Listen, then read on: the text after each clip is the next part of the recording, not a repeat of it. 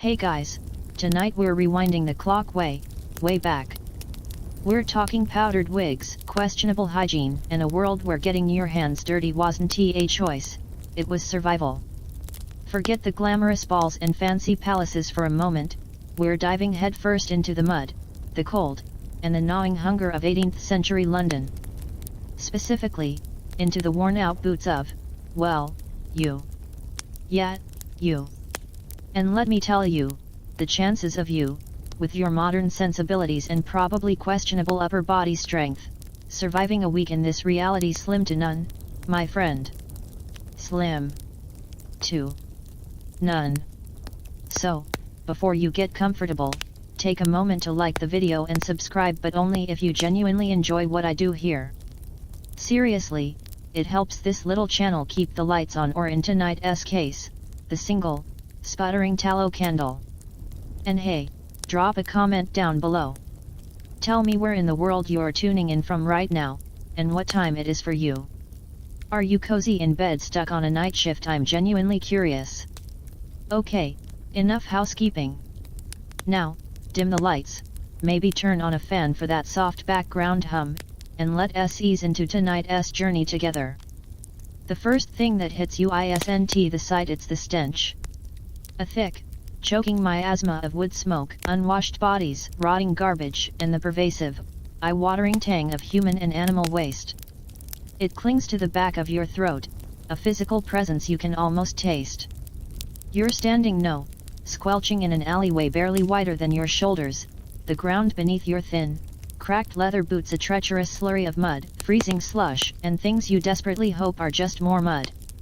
This is your world now. Welcome to St. Giles, London, circa, well, let us just say King George is on the throne, wigs are towering, and you're clinging to the absolute bottom rung. You shiver violently, pulling your threadbare coat tighter. The cold seeps through every layer. You own a rough linen shirt, a patched woolen waistcoat, the aforementioned coat that's seen better decades, and trousers that are more whole than fabric below the knee. Your breath plumes in the dank, pre-dawn air.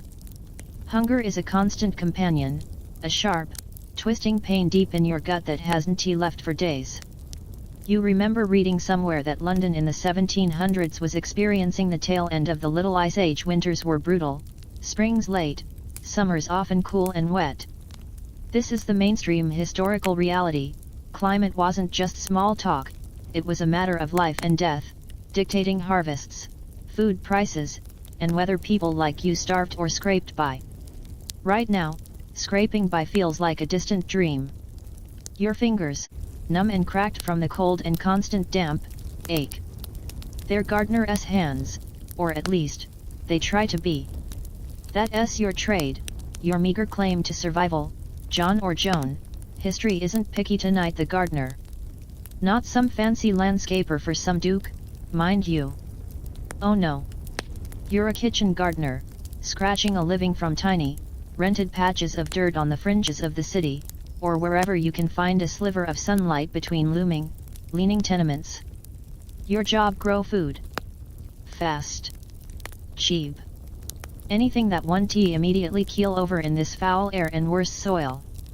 You push open a rickety wooden gate, the hinges screaming in protest.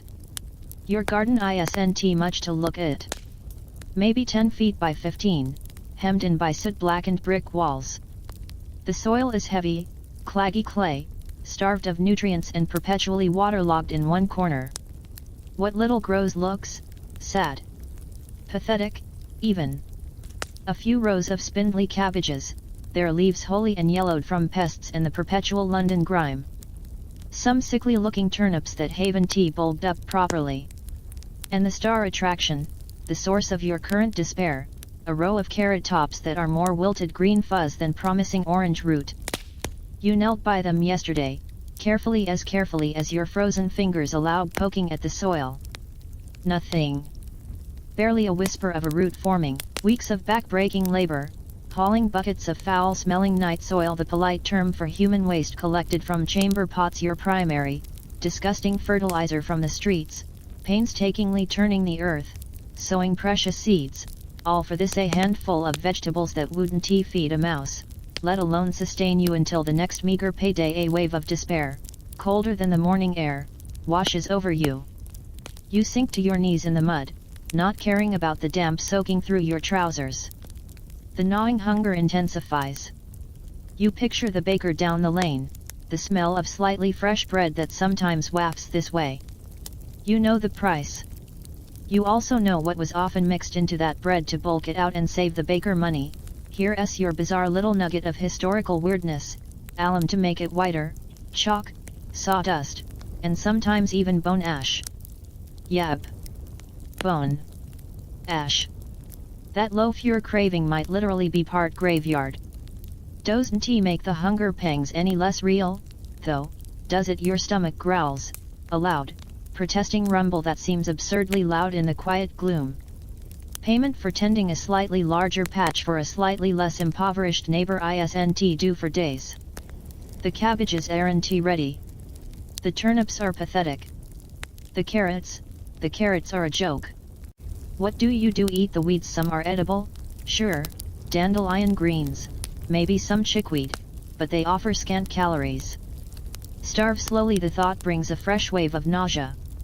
Beg. The streets are full of beggars, many far worse off, missing limbs from press gangs or industrial accidents, faces ravaged by smallpox. Competition is fierce, and charity is thin on the ground. You press your filthy palms against your eyes, trying to push back the tears of frustration and sheer, unadulterated exhaustion. This isn't living. This is a daily, grinding battle against cold, hunger, disease, and the crushing weight of hopelessness.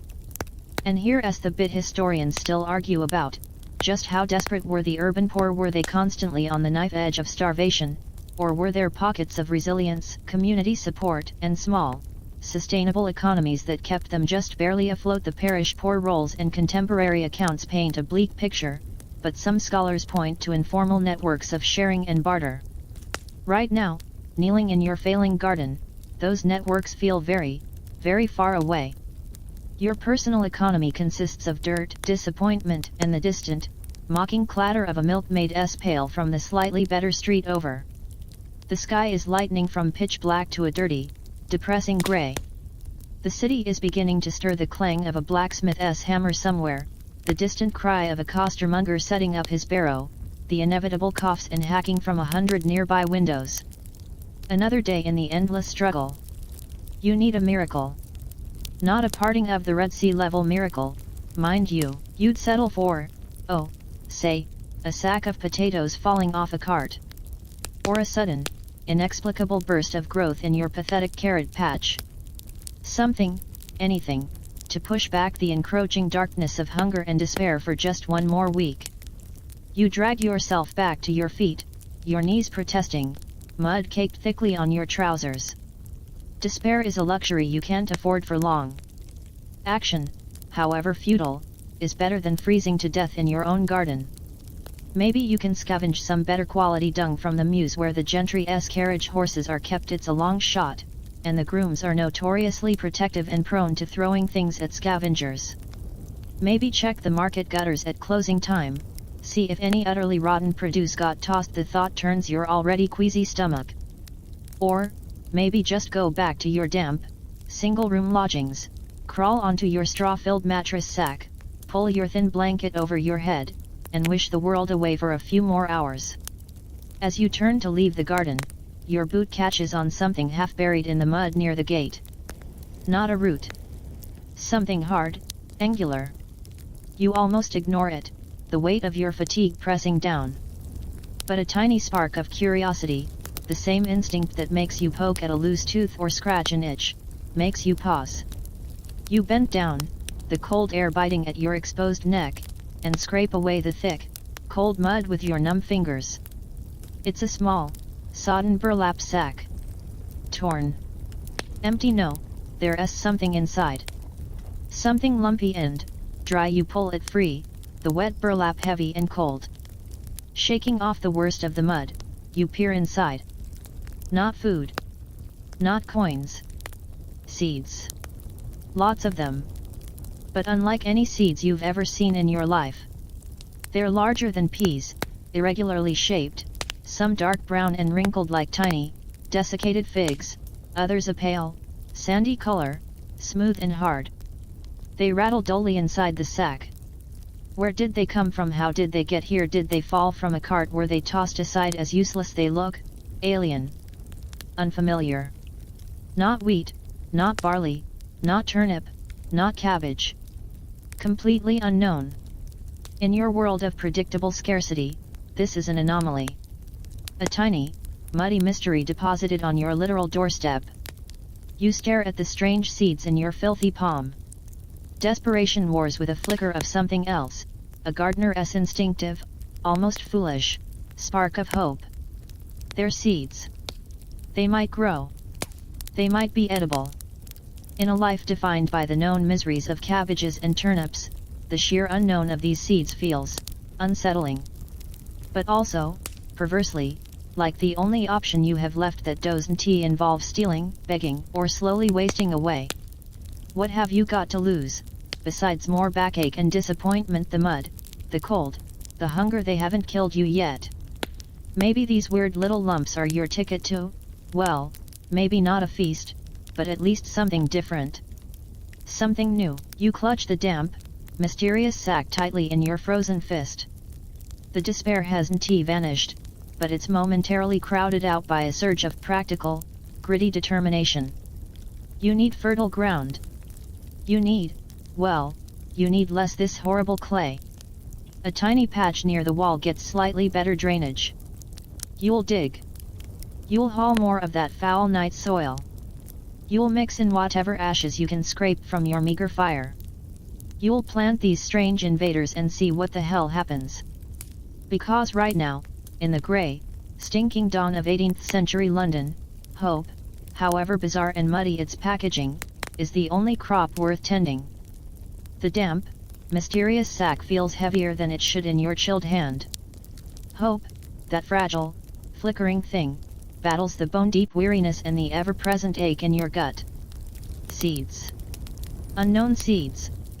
In your world of predictable struggle, they're a cipher, a question mark scrawled across the muddy slate of your existence. You glance back at your pathetic rows of cabbages and the non-existent carrots. What have you got to lose? More disappointment. You're practically drowning in that already. You shove the small sack deep into the pocket of your coat, the rough burlap scraping against the threadbare lining. The cold mud clinging to your knees and trousers is a sharp reminder of where you are. Action. You need action, however small, to push back the despair. Forget the muse for now, forget the market gutters. That tiny, marginally better drained patch near the soot-stained brick wall calls to you. It's barely 2 feet square, but it's yours, and right now, it represents the entirety of your future prospects. Grabbing your worn wooden spade, you start digging. The clay is stubborn, cold, and unforgiving. Each thrust of the spade sends jarring shocks up your arms. You grunt, sweat beading on your forehead despite the chill, mixing with the ever-present grime. You work mechanically, rhythmically, the physical exertion a welcome distraction from the hunger and the gnawing uncertainty about the alien seeds in your pocket. You dig deeper than usual, turning the heavy soil, breaking up clods with your boot heel.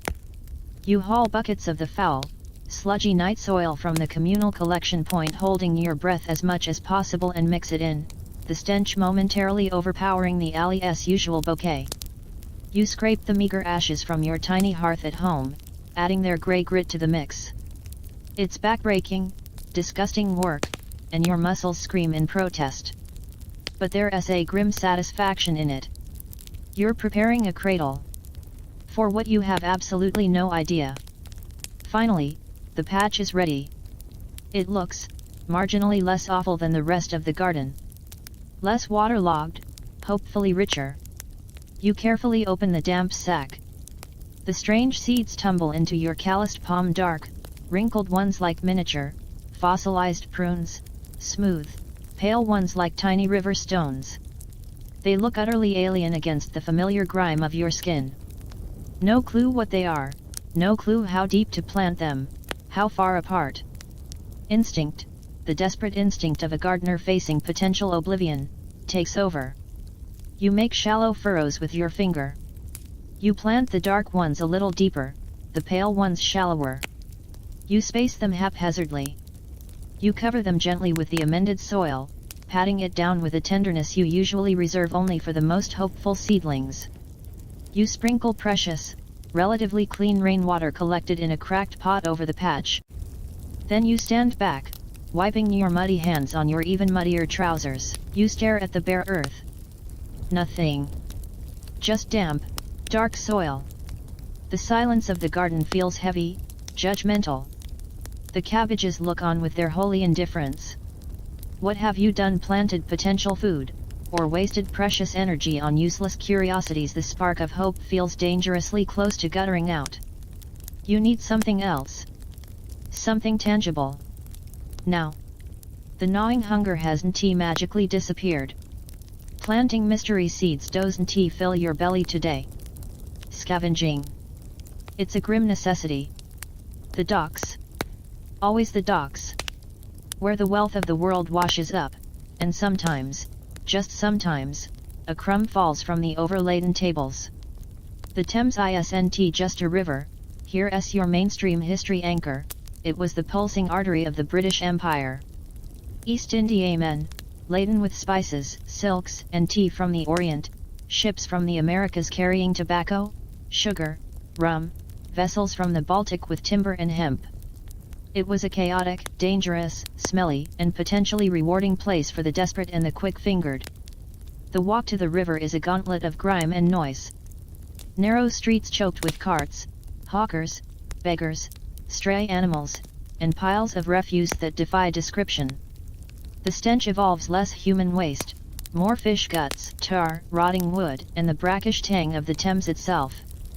The noise intensifies, the clang of shipwrights' hammers, the shouts of stevedores unloading cargo, the cries of watermen ferrying people across the river, the raucous calls from taverns spilling onto the wharves. It's overwhelming, assaulting your senses after the relative quiet and despair of your garden.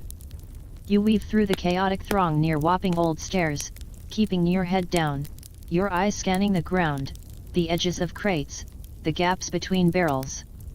Your practiced gaze looks for anything edible, anything usable, anything dropped. A bruised apple rolling from a barrow. A stray herring kicked aside. A length of usable rope. A scrap of canvas. Survival is a constant scavenger hunt. You're not alone. Other figures, gaunt and watchful, move like shadows through the bustling commerce, eyes darting, hands twitching. Competition is fierce, silent, and occasionally violent. You spend fruitless hours. A few slimy cabbage leaves too far gone even for your desperation. A piece of stale bread that instantly becomes the target of 3 screeching gulls. You lose the fight. The cold gnaws deeper, and the hunger sharpens into a painful point. Despair starts its familiar, icy creep up your spine. Maybe you should just sit down. Lean against that pile of damp sacking and close your eyes. Just for a minute. Thwack. Something small, hard, and surprisingly heavy hits the top of your head and bounces onto the filthy cobbles at your feet. You yelp, more in surprise than pain, clutching your head. A seagull squawks indignantly overhead, clearly responsible for the aerial assault. You glare up at the wretched bird, then look down. It wasn't a piece of dropped cargo. It was bird ammunition. Seagull guano. Of course. Just your luck. You sigh, about to scrape the mess off your boot on a nearby pile of fish heads. But something glints, half buried in the white and grey splatter on the wet stones. Not a coin. Something green. And brown. And, Ruta, you crouch down, ignoring the foulness. Using a discarded oyster shell, you carefully scrape away the guano. It's a plant. Or rather, the sad, broken remains of one. Several plants, actually. Trampled, wilted, roots exposed and torn, leaves bruised and limp. They look utterly pathetic, discarded trash. But they're unlike anything you've ever seen growing in London-esque rime. One has thick, fleshy, purplish-green stems and huge, ragged leaves that were once probably a vibrant green, now bruised and wilting. Another has delicate, fern-like foliage clinging to a tough, woody stem, tiny yellow flower buds crushed. A third is just a tangle of thick, pale, tuberous roots, looking like misshapen, dirty ginger roots. Entangled among them, a few stems with strange, spiky, tear-shaped seed pods, some split open revealing dark, angular seeds inside different again from the ones in your pocket. Your breath catches. These aren't cabbages. These aren't turnips. These are exotics.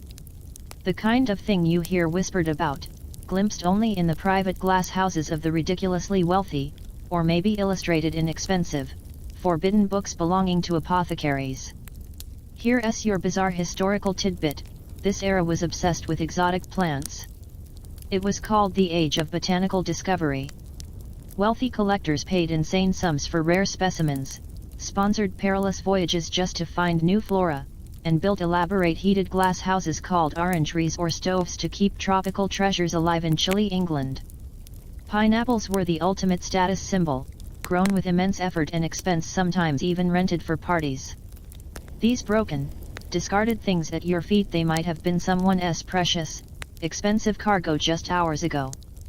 How did they end up here, covered in seagull droppings? A crate dropped, rejected for being damaged, smuggled, and then hastily discarded during a customs scare. This is where the historians argue just how much illicit trade and accidental loss happened on the chaotic London docks. Records are spotty, often deliberately obscured. Smuggling was rampant, and damaged goods were simply dumped to avoid fees or hassle. Your mystery plants are likely victims of brutal efficiency and the unforgiving nature of 18th century logistics. You don't care about the how. You care about the what. And the what is potentially life-saving biomass. Food, medicine, ornament, you have no clue. But they're plants. They have roots. Some even have seed pods. In your world, green things that grow are potential sustenance. You glance around furtively. No one seems to care about the pile of trampled greenery. To the busy dockers, it's just more rubbish. To the other scavengers, it's not immediately edible, so it's ignored. To you, it's manna from seagull heaven. Moving quickly, you gather the broken stems, the bruised leaves, the exposed tubers, and the spiky seed pods. You stuff them into the front of your coat, cradling them awkwardly against your chest. They smell strange.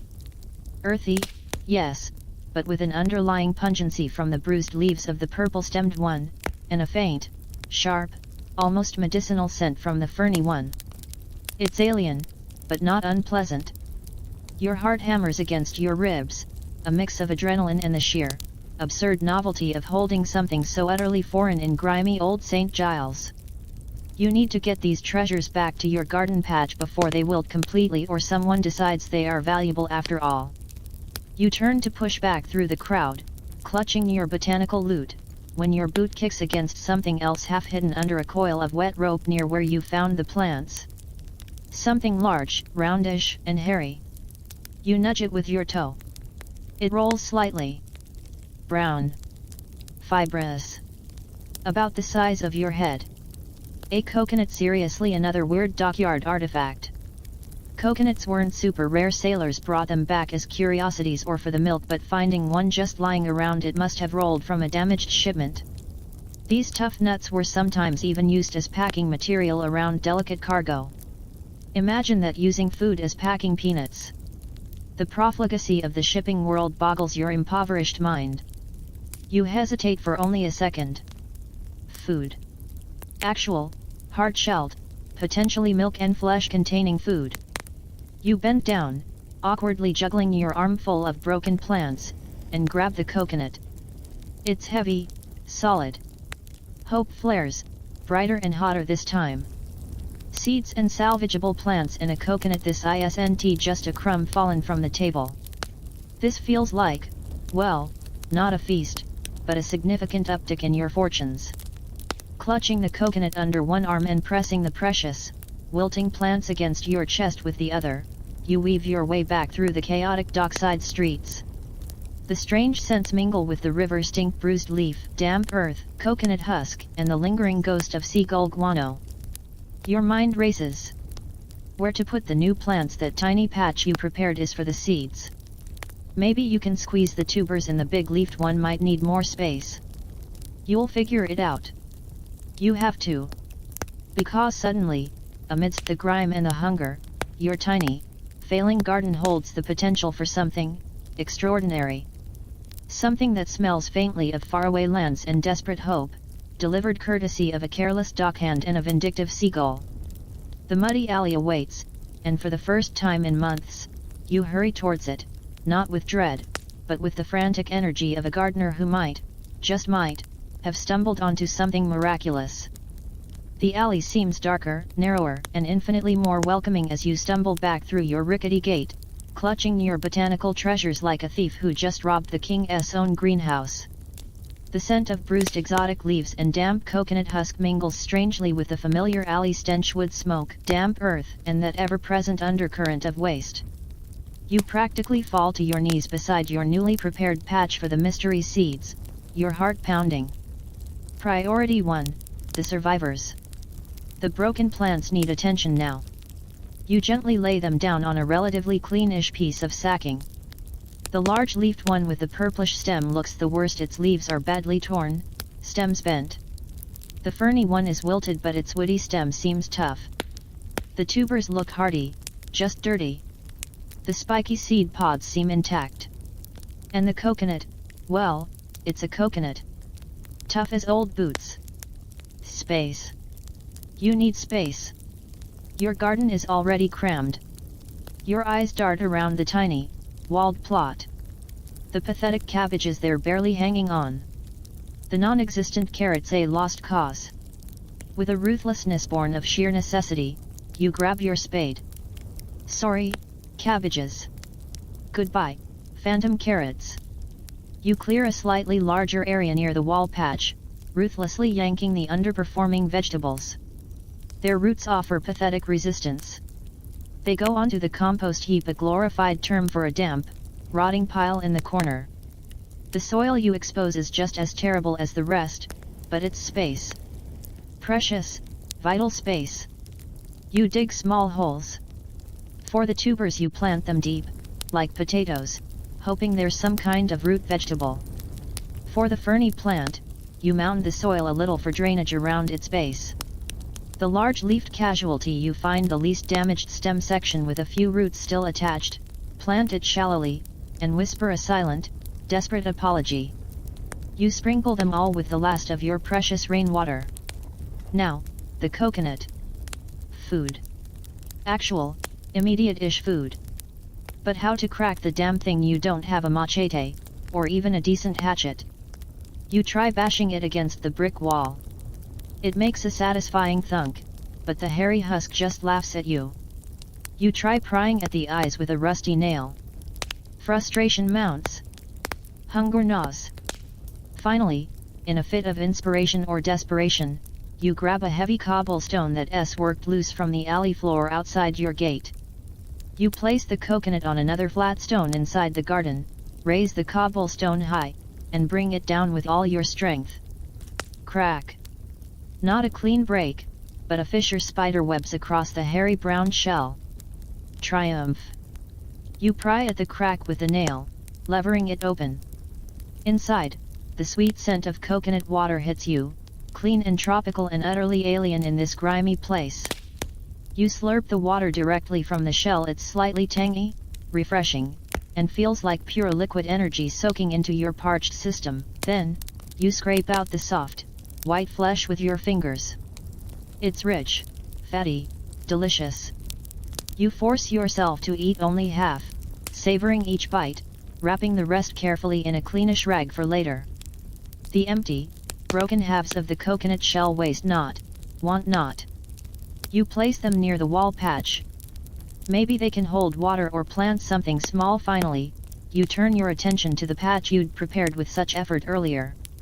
The bare earth where you planted the unknown seeds. You hold your breath, bending close. Nothing. Just damp, dark soil. Of course. It's only been a few hours. Seeds don't magically sprout overnight, usually. A wave of fatigue crashes over you.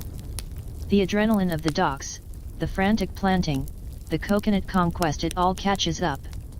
The cold and hunger are still there, a constant baseline hum, but slightly muted by the coconut's gift.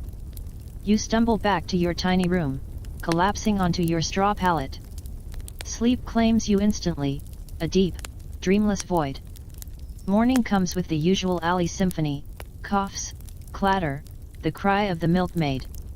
You groan, every muscle protesting. The memory of yesterday feels slightly unreal, the strange seeds, the exotic discards, the coconut. Had it all been a desperate, hunger-induced hallucination, you drag yourself into the garden, bracing for the crushing disappointment of reality. You check the new plants first. The large-leafed one looks, well, still terrible. Limp.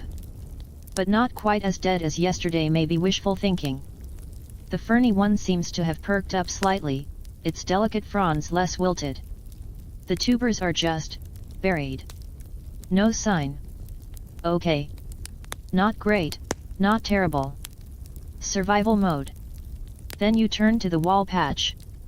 The tiny plot of earth you'd amended with night soil, ashes, and sheer desperation. And you freeze. Overnight. Literally, overnight. Tiny, impossible green shoots have pushed through the dark soil. Dozens of them. Not the hesitant, pale sprouts of your cabbages. These are vigorous. Thick little stems, unfurling their first pair of seed leaves with an almost aggressive confidence. Some are a deep, healthy green, others a slightly paler shade. They stand upright, defying the cold, the poor light, the heavy London air. They look robust. Alien, but robust. You drop to your knees, heedless of the mud, staring. Your breath fogs in the chilly air. This isn't right. Seeds don't do this. Not here. Not in this miserable clay, in late winter early spring chill. You planted them yesterday afternoon. This is the mainstream agricultural reality. Germination times in the 18th century were slow and unreliable, heavily dependent on soil warmth which was lacking, moisture, and seed quality. Peas might take 7 to 10 days in good conditions. Cabbages longer. Overnight sprouts unheard of. Impossible. It defies everything you know, everything any gardener knows. You lean closer, your nose almost touching the damp soil. The seedlings smell different, not like cabbage or turnip greens. A faint, sharp, almost peppery scent comes from the dark green ones. The paler ones have a sweeter, grassier aroma. They pulse with life in a way your other plants never have. You gently touch one of the thick little stems. It feels firm, vital. No sign of damping off, no pests crawling over them yet. They just are. Thriving against all logic. A hysterical bubble of laughter escapes your throat. What are these things? What have you planted? What forces have you unwittingly unleashed in your tiny patch of London mud? Fear wars with a giddy, disbelieving awe. Is it the night soil? Was it particularly potent? The ashes? Did the desperate energy you poured into preparing this patch somehow animate them? Or is it something else, something you can't name? The word miracle flits, unbidden and terrifying, through your mind. You shove it away. You're a gardener. There must be an explanation. Must untie there. Over the next few days, you watch the patch with a mixture of fascination and dread. The seedlings don't just grow, they explode. By the second day, they've doubled in height, their first true leaves unfurling strange shapes, unlike any vegetable leaf you recognize.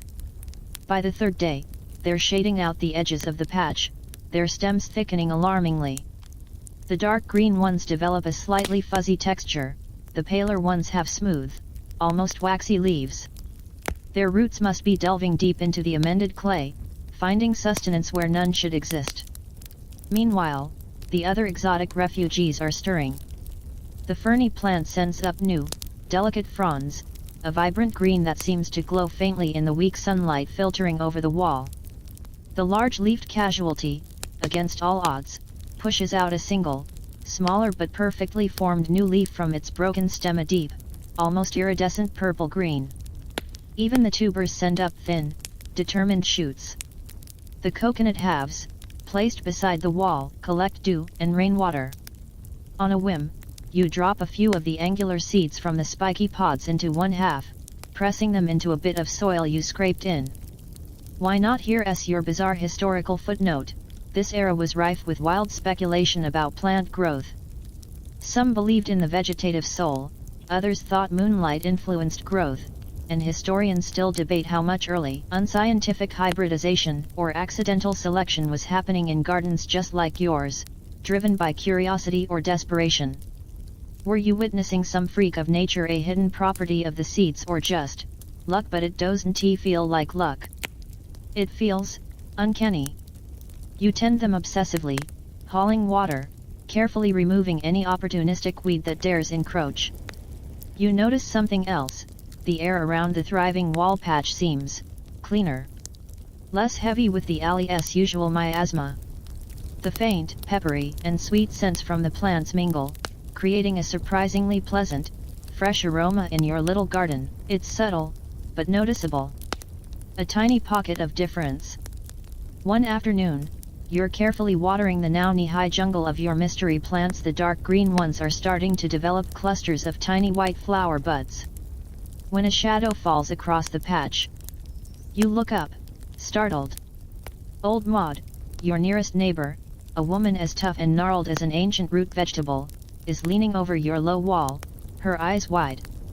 She's holding a basket of washing, but she's forgotten it, staring at your garden. Bloody hell, Joan, she rasps, her voice thick with disbelief. She points a knobby finger at the wall patch, then at the ferny plant, now sporting tiny, star-shaped yellow flowers, and the large leaf survivor with its single, perfect purple-green leaf. What in the name o' Saint Fiacre Ave you done sprouted a piece o' paradise back air? You open your mouth, then close it. What can you say? Found some rubbish at the docks, Maud. It sounds absurd. The evidence of impossible growth is right there, lush and green and utterly alien in the grimy confines of St. Giles. She shakes her head slowly, her gaze lingering on the vigorous stems, the strange leaves, the improbable flowers. Anti-natural, that growth, she mutters, almost to herself. Not in this muck. Not that fast.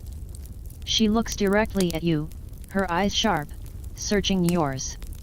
Got the touch, Ave you, the green hand. You flinch. The green hand that's an old wives' tale, whispered in alehouses, a supposed blessing from the old gods or the saints, granting someone unnatural skill with plants. Superstitious nonsense. You're just a gardener who got lucky with some weird seeds. Aren't you just good soil, Maud? You mumble, turning back to your watering, avoiding her intense gaze. Got lucky with some seeds, is all. She snorts, a sound like gravel being shaken in a tin. Lucky that anti-luck, ducky. She hefts her washing basket, still staring at the vibrant patch. That's something else. Something, touched. She gives you one last, long, unreadable look before shuffling off down the alley. You stand there, the wooden dipper trembling slightly in your hand, water dripping unheeded onto your boot. The warm satisfaction of seeing things grow is suddenly chilled by Maud's words. Touched. The green hand. You look down at your own hands, calloused, dirt-ingrained, ordinary gardener's hands. Then at the impossible plants thriving under them. The line between skilled gardener and something else feels terrifyingly thin, and you're standing right on the edge, staring down into an abyss you never meant to find. The seeds grew. The discards lived. But what exactly are you growing here? Vegetables, or trouble? Old Maud's words hang in the damp alley air like wood smoke, thick and unsettling. Touched. The green hand. You stare at your muddy hands, then back at the impossible wall patch. The dark green plants are now waist-high, clusters of tiny white flowers buzzing with early, confused bees drawn by the unseasonal scent. The paler ones have broad, smooth leaves unfurling like sails. The ferny exile waves delicate fronds crowned with cheerful yellow stars. Even the broken giant leaf survivor has sprouted 2 more perfect, iridescent purple-green leaves. The coconut halves the angular seeds you dropped in have sent up thin, determined shoots of their own. It's a miniature, riotous jungle. In St. Giles. In March. Maud shuffles away, but the silence she leaves behind isn't empty. It's charged. Heavy with implication. You feel exposed, suddenly, standing in your tiny garden kingdom. The brick walls, usually offering a sense of cramped privacy, now feel like the bars of a very public cage. You finish watering with jerky, nervous motions, acutely aware of every sound from the surrounding tenements: a slammed door, a child's wail, the scrape of a bucket. Are they watching, listening? Maud wasn't just making conversation. She was sounding an alarm. Or maybe, lighting a fuse. The next morning, you step into the grey dawn light, braced for the usual battle against cold and despair. But the air feels different. Thicker. As you unbolt your rickety gate, you freeze. There are footprints in the mud outside. More than just the usual comings and goings of the alley dwellers. Hesitant prints, stopping right by your gate, pressed deep as if someone lingered, peering through the cracks. Your skin prickles. You glance quickly up and down the alley. Empty. For now. You retreat into your garden fortress, but the sense of being watched intensifies. While you're carefully tying up a stem on the vigorous dark green plant, it's growing so fast it's practically lurching upwards, you catch movement at the corner of your eye. A small, grimy face pressed against a crack in the opposite wall. Young Tommy, the chimney sweep's boy, eyes wide as saucers. He sees you looking and vanishes like a startled sparrow. Later, while you're gingerly inspecting the ferny plant's strange yellow flowers, they have an almost lemon scent, sharp and clean, you hear low voices murmuring outside the gate. You recognize best the washerwoman's rasp and old man Hemlock's wheeze. Taller than Jem's boy already, Maud says they glowed last night, I swear it, green hand, she reckons, touched by the old ways. The snippets drift through the wood, distorted but unmistakable. Glowed? You look at your plants in the weak daylight. They look vibrantly healthy, yes, but glowing nonsense. Panic flutters in your chest. This is spiraling. Fast. By midday, it's no longer covered. A small knot of people has gathered near your gate, not a crowd, not yet, but a cluster of the curious, the desperate, the superstitious. Old Maud is there, looking grimly satisfied, like a prophet proven right. Bess clutches a bundle of washing she clearly hasn't touched for hours. Young Tommy hovers at the back, eyes still wide. A woman you barely know, pale and thin, leans heavily on a stick, her gaze fixed on your garden with an intensity that borders on feverish. You try to ignore them, focusing on the impossible task of keeping up with the plant's demands. The dark green ones need staking. The pale ones' broad leaves are shading the tubers, which are finally sending up proper shoots, thick, purple veined stems and large, lobed leaves. You haul water, your back aching. The murmur of voices outside is a constant, buzzing counterpoint to the rustle of leaves and the hum of bees. Then, the gate creaks. Not a tentative push, but a determined shove. Old Maud steps inside, bold as brass.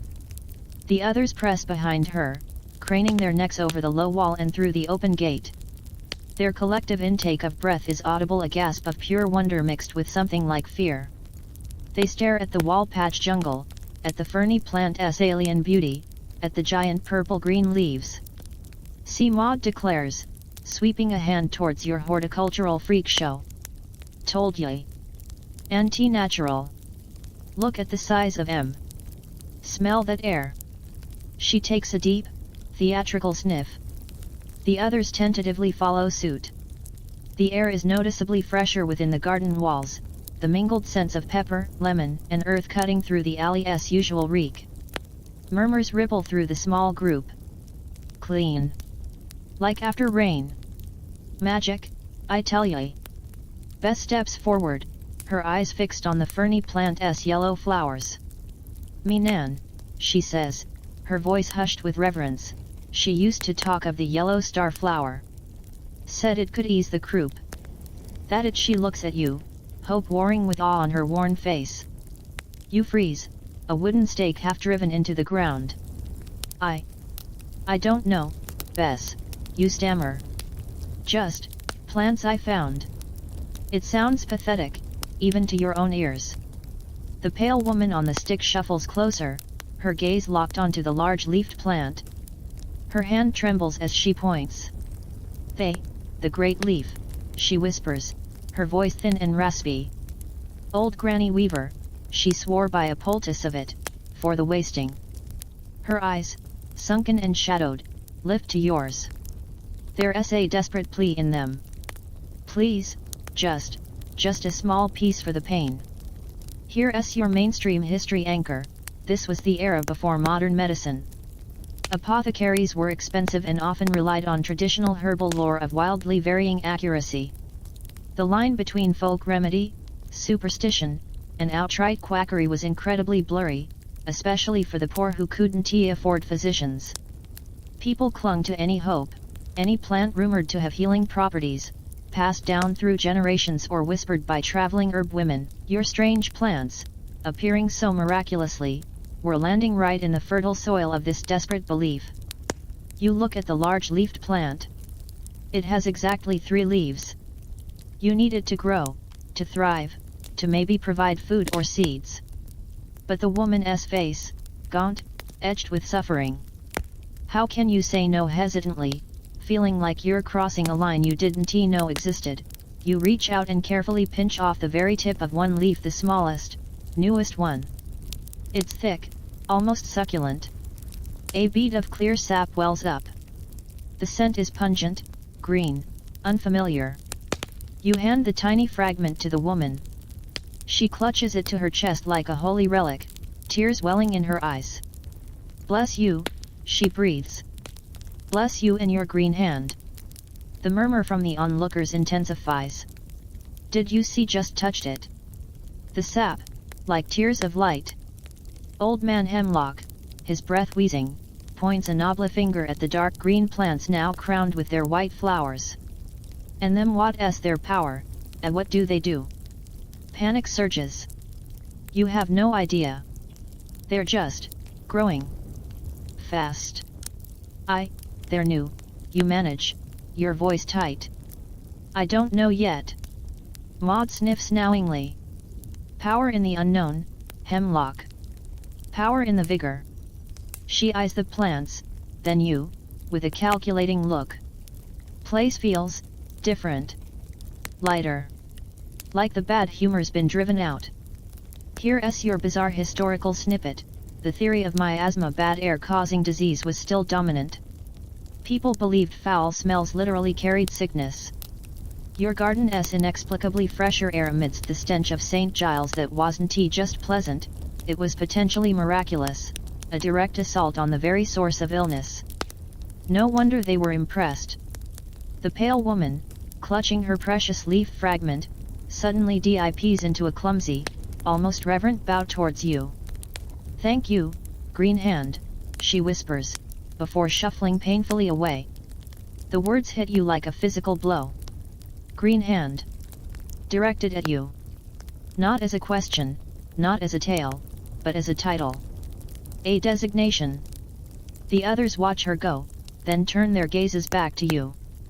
The awe in their eyes is now mixed with something else, expectation, deference. You feel the weight of it settle on your shoulders, heavy and alien. This isn't admiration for a good cabbage. This is something else. Something bigger. Something frightening. The small crowd lingers, not demanding anything else, just being there. Absorbing the strangeness of your garden. Whispering. You try to go back to staking the plants, but your hands are shaking. You feel like a specimen under glass. The vibrant life around you suddenly feels less like a triumph and more like a cage, woven from green stems and desperate hope. The line you were standing on, it's vanished. You're not just a gardener anymore. You're the green hand. And St. Giles, it seems, is ready to believe. The whispers aren't just in the alley anymore, they're rustling in the leaves, buzzing with the bees, echoing in the hollow space where your quiet anonymity used to be. The wind has caught the seeds of rumor, and they're blowing far beyond your tiny patch of wall. The weight of their gazes presses down on you, heavier than the damp London clay. Green hand. The title echoes in the silence after the pale woman's raspy blessing. It hangs in the strangely fresh air of your garden, thick as pollen.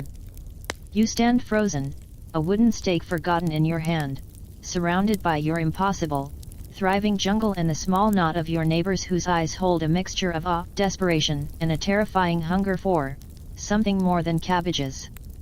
Old Maud breaks the spell. She strides further into the garden, her gaze sweeping over the explosive growth with proprietorial satisfaction. Right then, she announces, her voice cutting through the reverent hush. "Show us how it's done, green hand. How do you make the earth sing like this? What's the secret?" Secret? Your mind scrambles like a startled beetle. There is no secret. Just weird seeds, dumb luck, and a desperate prayer thrown at the universe.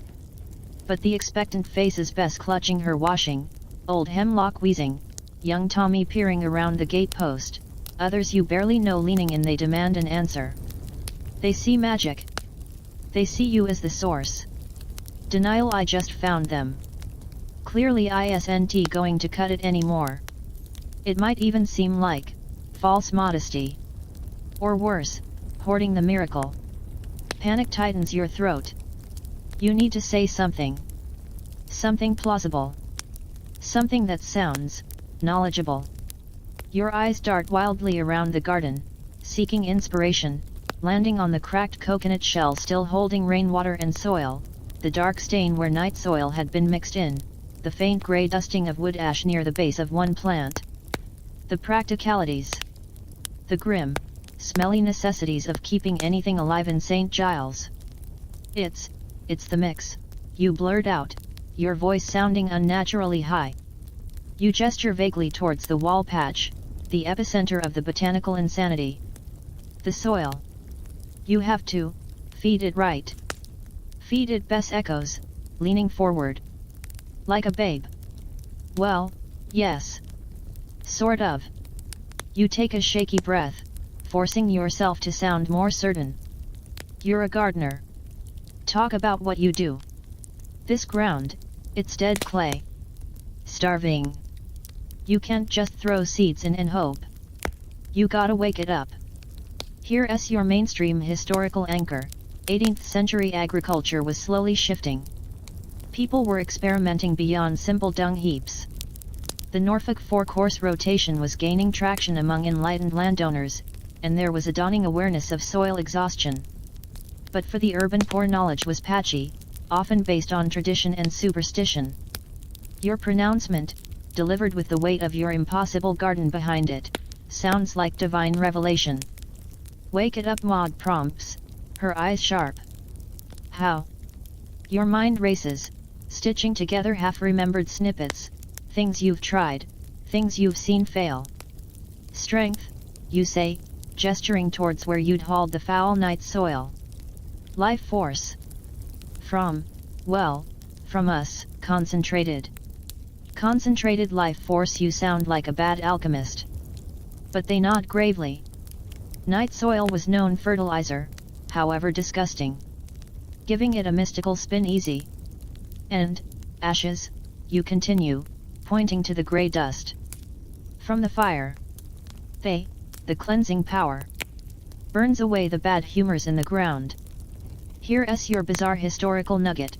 Wood ash was used as fertilizer. It's a source of potash, but the belief in its ability to cleanse or purify soil of bad humors tied directly into the prevalent miasma theory of disease.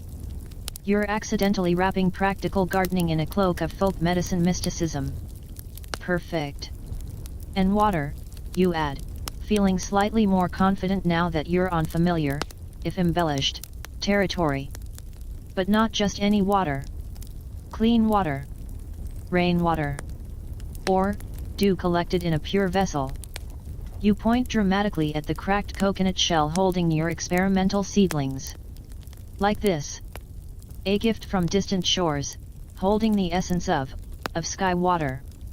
Sky water, you're making this up as you go, but the coconut shell, exotic and strange, lends credence to your rambling. You see them absorbing it. Maud nods slowly, her gaze fixed on the coconut shell as if seeing it for the first time.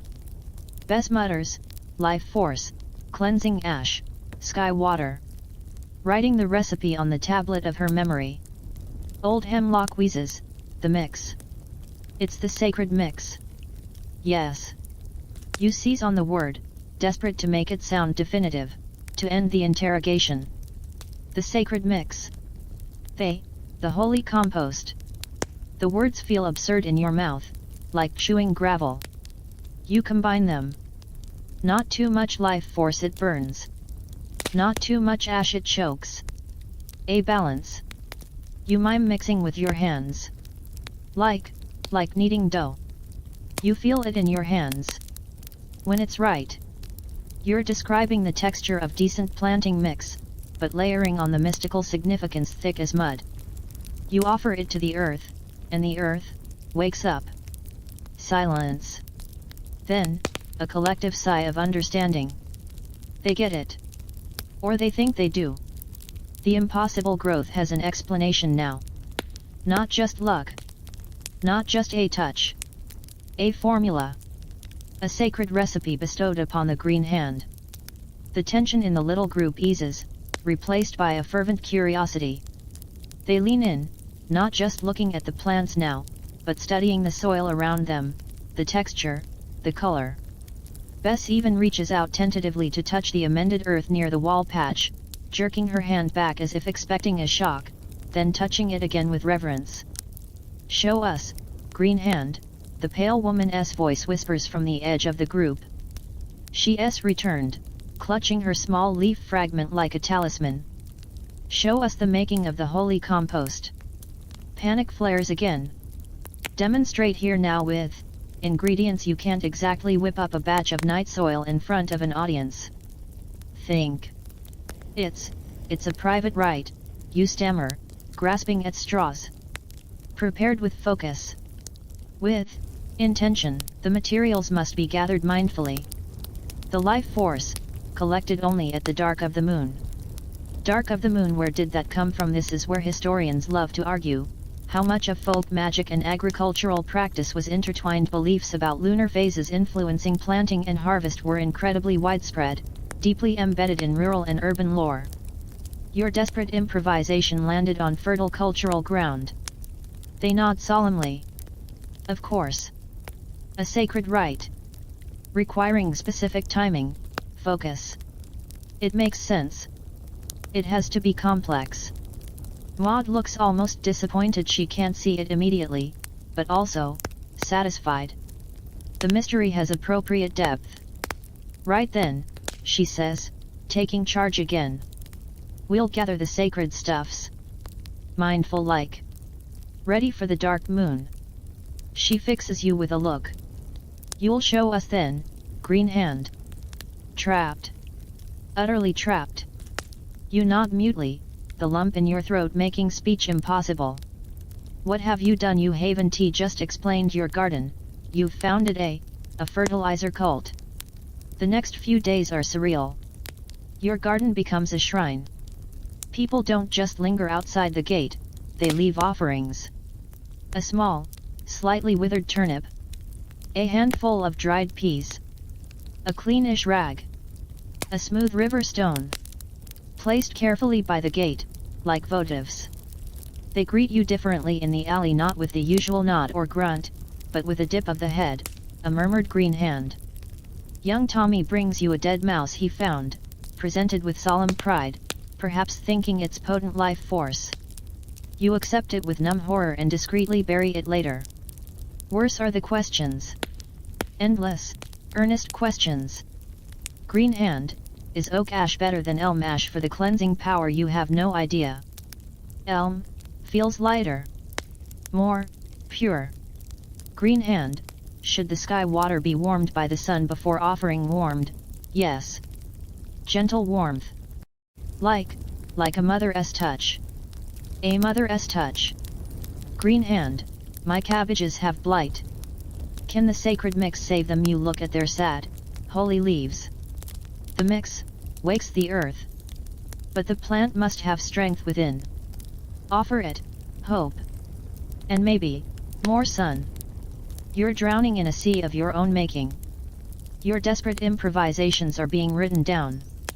You see Bess whispering intently to her neighbor, gesturing, clearly recounting your every mumbled wisdom. You spot young Tommy scratching symbols in the dirt with a stick, crude pictures of a hand, a pile of something, a crescent moon.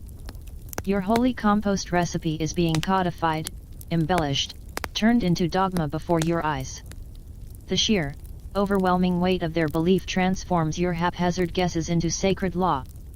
Your practical, desperate gardening tips born of exhaustion and necessity are being woven into the fabric of a nascent faith, centered around dirt, dung, and a deeply bewildered gardener who just wanted his carrots to grow. The dark moon approaches. You feel sick with dread. You have to stage a sacred rite. You have to mix night soil, ash, and rainwater in front of them and pretend it's alchemy. The absurdity is crushing. But the alternative, admitting it's all nonsense, that you're a fraud, feels impossible. The hope in their eyes, the desperate faith, it's a terrifying responsibility. You created this monster of expectation with a few panicked lies. Now, you have to feed it. The sacred mix isn't just fertilizer anymore, it's the glue holding together the fragile, burgeoning myth of the green hand. And you're the reluctant high priest of the compost heap. The days leading up to the dark moon crawl by like slugs through treacle. The weight of expectation is a physical thing, a constant pressure behind your eyes and in the pit of your churning stomach. Your garden, once a sanctuary of frantic hope, now feels like a stage set for a play you never auditioned for. The offerings pile up by the gate, wilted greens, a chipped mug, a feather, a smooth pebble. Each one a tiny, terrifying brick in the edifice of the green hand. People stop you constantly, their eyes shining with questions about the sacred proportions, the purity of ingredients, the precise focus required during the offering of the mix. You mumble vague platitudes about inner stillness and respect for the elements, feeling like the worst kind of fraud. The dark moon arrives, cloaking St. Giles in a deeper, more oppressive gloom than usual. No street lamps pierce the thick cloud cover, only the occasional flicker of candlelight from tenement windows offers weak resistance. The air is heavy, still, pregnant with something. Dread, in your case. Pure, unadulterated dread. You've been dreading the knock. It comes anyway. A sharp, insistent rapping on your rickety gate, echoing unnervingly loud in the quiet alley. You take a deep, shuddering breath, steeling yourself. This is it. Showtime for the high priest of manure. You open the gate. A small crowd waits, larger than you expected, maybe 15 or 20 figures huddled in the gloom. Their faces are pale ovals in the darkness, eyes wide and reflecting the faint light from your single candle lantern. Old Maud stands front and center, holding a bucket covered with a cloth. Bess clutches a small sack. Old Hemlock wheezes, leaning on his stick. The pale woman is there, looking even more spectral in the dimness. Young Tommy vibrates with nervous energy. They are silent, expectant, reverent. The air thrums with their collective belief.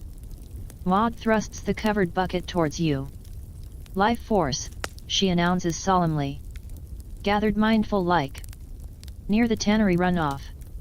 Tannery runoff that's probably even worse than the usual night soil. The smell, even covered, is eye-wateringly potent. Bess holds out her sack. Cleansing ash. Oak, burned clean on a new hearthstone. Hemlock proffers a cracked jug. Sky water. Dew collected before dawn in a mostly clean chamber pot. You recoil slightly. Chamber pot dew. This sacred rite was veering dangerously close to biohazard territory. Right, you manage. your voice tight. Bring it in. You step aside, gesturing them into your tiny garden. They file in, hushed, filling the small space, pressing against the walls, their collective breath steaming in the chill air. Their eyes are everywhere on the still thriving jungle of your mystery plants, the dark green ones now heavy with small, hard green fruits, the pale ones sporting delicate purple flowers, on the ferny star flower, on the great purple-green leaves, and finally, settling on you, you feel like a beetle pinned to a collector's board. You need space. You need an altar. Your eyes dart around and land on the flat stone you'd used to crack the coconut. It's sitting near the wall, relatively clean. Perfect. You gesture towards it. Place the sacred elements here. They do so with immense care, arranging the bucket, sack, and jug on the stone like relics on a church plinth. The smell of the life force bucket is becoming truly formidable, even outdoors. You need air. You need this over. The rite of the sacred mix, you announce, trying to inject some gravitas into your voice. It comes out sounding slightly strangled. Requires focus. Silence. You hold up your hands, mimicking the inner stillness pose you'd vaguely described. The crowd instantly falls silent, a collective intake of breath held. The only sounds are the distant drip of water somewhere in old hemlock's labored breathing. You pick up the cracked coconut shell, your pure vessel for sky water. You dip it into the jug of chamber pot dew. It's cold and slightly murky. You pour a small amount into the coconut shell. Sky water, essence of renewal, or essence of chamber pot. You place it carefully on the stone. Next, the sack of ash. You open it, releasing a puff of grey dust that makes young Tommy sneeze violently, shattering the silence. Everyone glares at him. He claps a hand over his mouth, eyes wide with terror. You scoop out a handful of fine oak ash. Cleansing power, burning away the bad humors, please burn away this whole situation. You sprinkle a small amount into the coconut shell, watching it sink into the murky water. A grey slurry forms. Now. The moment of truth. The bucket. You lift the cloth covering it. The smell hits you like a physical blow, tannery waste mixed with the usual horrors. You gag, turning your head away. The crowd leans forward, fascinated. Life force.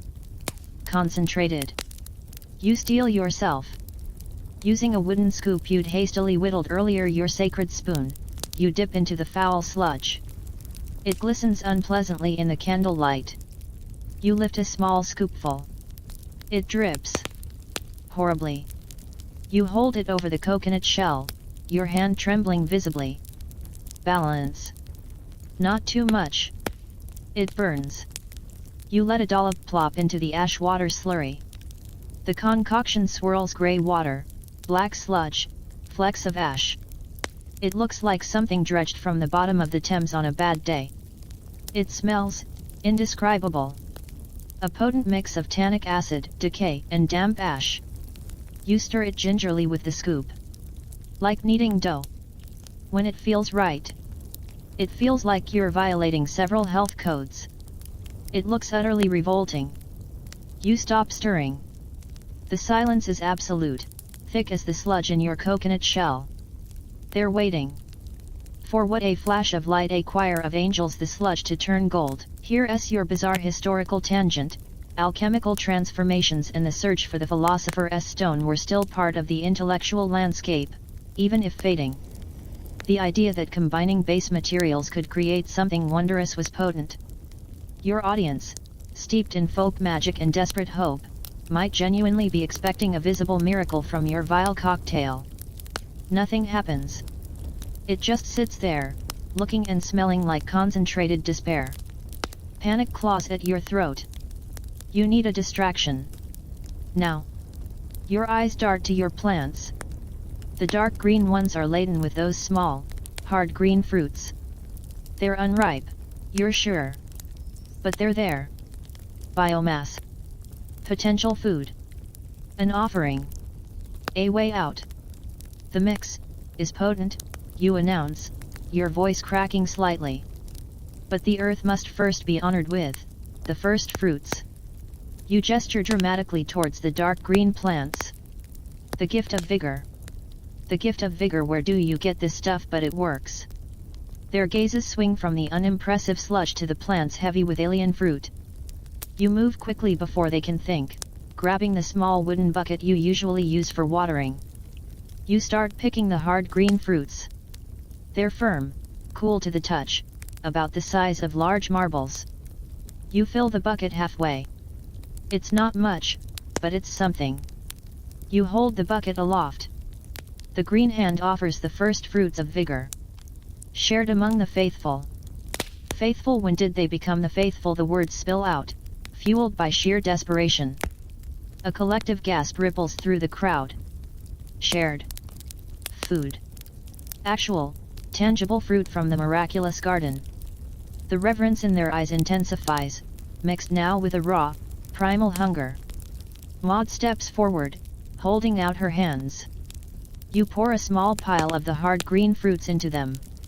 She stares at them, then at you, her expression unreadable. Then she turns and starts carefully distributing them, 1 or 2 per person, into outstretched, grimy palms. The silence is broken by soft murmurs of awe and anticipation. Young Tommy gets one, clutching it like a diamond. The pale woman gets 2, tears welling again. Bess receives hers with a trembling hand. They hold the strange fruits, examining them in the dim candlelight. They're hard, unfamiliar. What do they taste like? Are they safe? But the belief in the green hand overrides caution. Hesitantly, someone you think it's a young man near the back takes a small, cautious bite. He chews. His face contorts. It's not pleasant. The fruit is unripe, incredibly bitter, with a strange, peppery aftertaste that burns the tongue. He grimaces, but forces himself to swallow. Then something happens. His eyes widen. Not in delight, but in surprise. A flush rises on his cheeks. It bites back. He exclaims, his voice hoarse. Like fire in the mouth. But then, warmth. He takes another, larger bite, grimacing but chewing determinedly. Warms the belly, sharpens the mind. Here's your mainstream history anchor, the discovery and introduction of new foods, especially those with strong flavors or physiological effects like caffeine in coffee or capsaicin in chili peppers, often caused intense reactions. People used to bland, monotonous diets, often just bread, gruel, and occasional vegetables, found strong spices and new tastes shocking, exhilarating, or even frightening. The bitter, peppery fruit was a sensory explosion. His reaction is the spark. Others tentatively bite into their fruits. Faces screw up at the intense bitterness and heat. There are coughs, gasps, tears. But then, reports start flying, clears the head. My fingers, they don't ache so much. Feel awake. Like after a strong ale, but cleaner. The cold, it's not biting so deep. And here's the academic debate fodder. Was it a placebo effect fueled by belief, or did the unripe fruit contain alkaloids or compounds that genuinely had mild stimulant, analgesic, or vasodilating effects? Historians and ethnobotanists argue endlessly over how much perceived power in ritual plants was psychological versus pharmacological. In this moment, under the dark moon, the distinction vanished. The effect was real to them. The shared experience, the intense sensory overload, the perceived warming, mind-clearing effects, it transforms the atmosphere. The reverence explodes into fervor. Someone, maybe the young man who bit first, lets out a whoop. Bess starts humming a tuneless, rhythmic hymn. Old Hemlock stamps his stick on the ground in time. Young Tommy dances an awkward jig. The pale woman holds her fruits aloft, her face radiant despite the tears from the pepper burn. It's chaotic, raw, and utterly spontaneous. They start pressing the fruits they haven't eaten back towards you. Bless them, green hand. Infuse them with your touch. You stand there, the bucket thrust back into your hands, filled with the remaining bitter fruits, utterly bewildered. They're not just sharing, they're offering them back to the source for consecration. The sludge in the coconut shell is forgotten. The sacred mix rite is complete, overshadowed by the tangible, fiery miracle of the first fruits. Maud steps forward, her eyes blazing in the candlelight. She raises her voice above the growing hum of fervent chatter and stamping feet. The green hand provides. The vigor sustains. Let the earth know our thanks. Let the season turn. She starts clapping, a slow, rhythmic beat. Others join in. Stamping. Humming. The sounds build, echoing off the brick walls of the tiny garden and the surrounding tenements. It's not a song, not yet, but the raw rhythm of gratitude and shared ecstasy, born from bitter fruit and desperate belief. You stand amidst it, clutching the bucket of green marbles, the reluctant center of a swirling, improvised celebration. This wasn't a harvest. It was a forced sharing of unripe, alien produce. But to them it's a sacrament, a communal awakening. The first feast of vigor. And you, covered in the faint smell of sacred sludge and sheer terror, realize with dawning horror that the line between gardening and leading a congregation has not just been crossed, it's been trampled into the mud by dancing feet. The green hand isn't just a title anymore. It's the beating heart of a very real, very hungry, and now, very excited flock. The sacred rite is over. The religion, it seems, has just had its first, fiery communion. The rhythmic stamping and fervent humming finally fade, leaving behind a ringing silence in your tiny garden, thick with the lingering sense of bitter fruit, wood smoke, and, well, the faint, stubborn ghost of the sacred mix. The crowd disperses slowly, reluctantly, clutching their precious, consecrated vigor fruits or the memory of their fiery bite. They leave with flushed cheeks, wide eyes, and a shared energy that crackles in the damp alley air. You're left standing alone amidst your thriving plants, holding a bucket half full of the hard green marbles, feeling utterly hollow. The absurdity crashes over you like a tidal wave. Holy compost. Vigor fruits. Green hand. You, a grubby gardener who couldn't grow a decent carrot, are now the center of this. And it's gaining terrifying momentum. The dark moon rite, intended as a desperate distraction, has somehow amplified the fervor. The shared, intense experience of the fruit, the shocking bitterness, the burning heat, the perceived warmth and clarity has bonded them. They didn't just witness a miracle, they tasted it. And they want more. The next morning, the quiet of your garden is shattered early. Not by curious onlookers, but by applicants. A queue forms outside your gate. Not for handouts, exactly. For guidance. Old Hemlock is first, leaning heavily on his stick. Green hand, he wheezes, his roomy eyes bright. Me beans, they're looking peaky. Droop in. Is it the blight of indifference? Should I anoint em with the sacred mix diluted in sky water? He pronounces the terms with practiced reverence. You stare at him, dumbfounded. Blight of indifference maybe they need more sun or less water. The soil might be too wet. You offer weakly, falling back on basic gardening sense. Hemlock's eyes widen. He nods slowly, absorbing your words like scripture. Ah, the glut of tears chokes the spirit. Or the shadow's embrace steals the inner fire. Wise, green hand, wise. He shuffles off, muttering less sky water, seek the sun's blessing. Translating your practical advice into mystical doctrine. Bess is next. Green hand, she whispers conspiratorially, holding up a spindly cabbage seedling. I planted it with the dark moon, mindful like, as you taught. But it looks weak, feeble. Has it not found the strength within? Should I whisper the right of vigor to its roots? You resist the urge to bury your face in your hands. It might just be a weak seedling, Bess. Sometimes, you need to thin them out. Choose the strongest. Thinning that sounded brutal. Bess gasps, clutching the seedling protectively. They, the calling of the unworthy to strengthen the chosen. Her eyes fill with horrified understanding. A hard truth, green hand, but necessary for the garden of the soul. Thank you. She scurries away, looking both terrified and enlightened. It's relentless.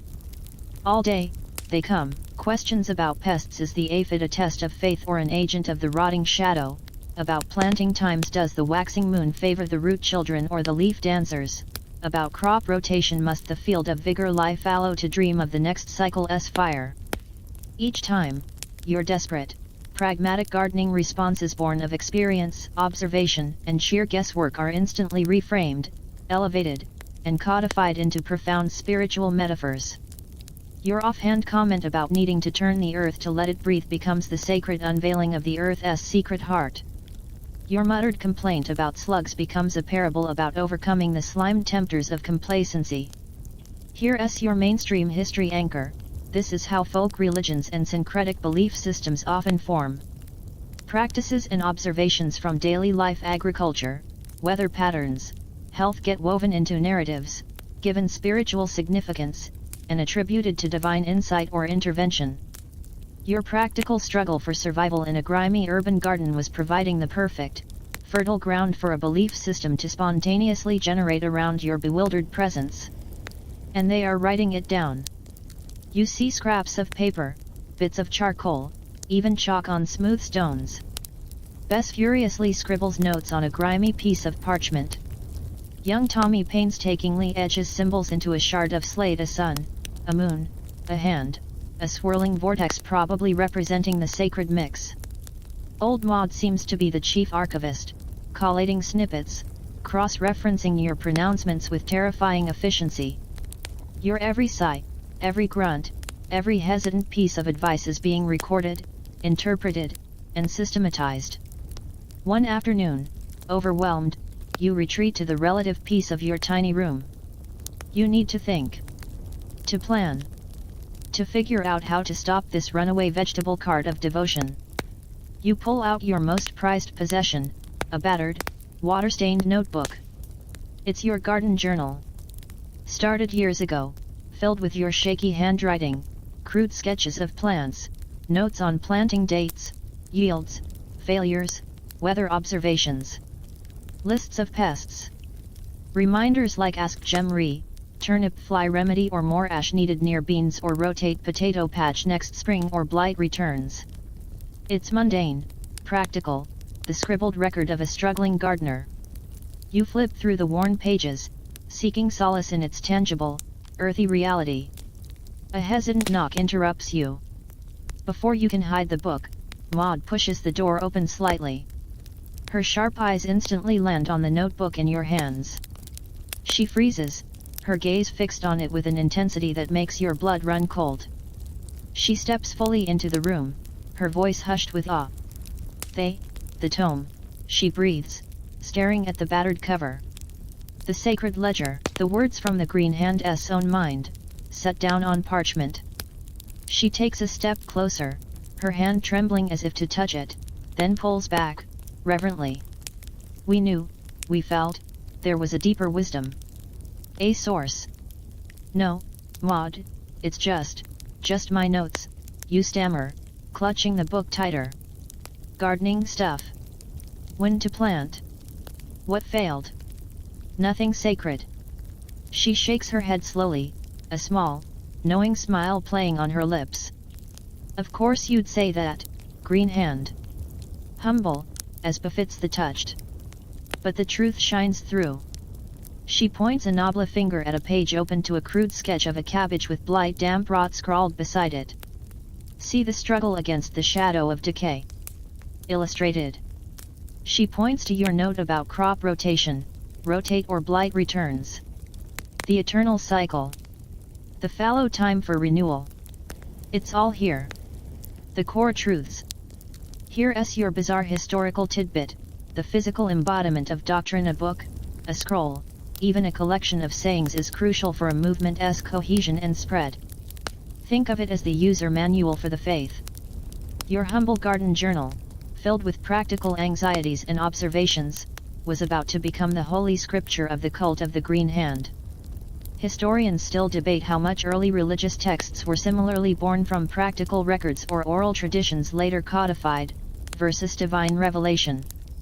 You try to protest, to snatch the book away, but Maud's eyes hold yours with an unnerving certainty. It needs preserving, green hand. Protecting. Sharing. Before you can react, she turns and calls out, her voice surprisingly strong. Bess. Hemlock. Come. The source is revealed. Within moments, your tiny room is crowded with the inner circle. Maud, Bess, Hemlock, the pale woman who looks slightly stronger, clutching another small vigor fruit, and even young Tommy peering around legs. They stare at your battered notebook with the rapt attention of scholars discovering a lost gospel. Bess gasps at a sketch of a slug. The slime tempter. Captured. Hemlock wheezes over your note about needing good drainage. The river of life must flow, not drown the spirit. Maud gently, but firmly, takes the notebook from your numb fingers. We will copy it, she announces solemnly. Word for word. Sketch for sketch. The wisdom must flow to all the faithful. She hands it to Bess, who clutches it to her chest as if holding a newborn. We shall call it the Verdant Codex, the teachings of the Green Hand, keeper of the sacred mix and giver of vigor. The Verdant Codex. Your heart sinks into your boots. Your scribbles about turnip fly and potato blight are about to be enshrined as holy writ. You watch, helpless, as Bess carefully turns the pages, her finger tracing your mundane notes, her lips moving silently as she already begins the work of transcription and, undoubtedly, interpretation. Your desperate plea to rotate or blight returns is no longer a gardening tip, it's a cosmic law, a metaphor for spiritual renewal. Your complaint about damn slugs ate the seedlings again becomes a profound warning against the creeping evils of apathy. You stagger back outside, leaving them to their sacred task of photocopying heresy from your own hand. You lean against the cool brick wall of your garden, staring at your thriving, alien plants, the source of all this madness. The vigorous stems, the strange flowers, the pungent scents. They were just plants. Weird, fast-growing plants. But through a lens of desperation, superstition, and your own panicked improvisations, they become the pillars of a belief system. And your grubby notebook, filled with the mundane struggles of urban survival, had just been anointed as its Bible. The Green Hand hadn't just grown a garden, you'd accidentally authored a theology. And the congregation was eagerly waiting for the next chapter, ready to parse your next muttered complaint about aphids as a profound revelation about the nature of sin. Escape feels impossible. You're not just the leader, you're now the prophet, and your scripture is a second-hand notebook complaining about the weather. The air in your tiny garden feels thick, not just with the mingled scents of your alien plants, but with the palpable weight of codified belief. The whispers aren't just rustling leaves anymore, they're the scratch of Bess's quill on precious and likely stolen parchment, the low murmur as Maud dictates your scribbled note about slug deterrence, salt ashes, crushed eggshells as the three barriers against the slime tempters, purity, cleansing, and the unbroken shield.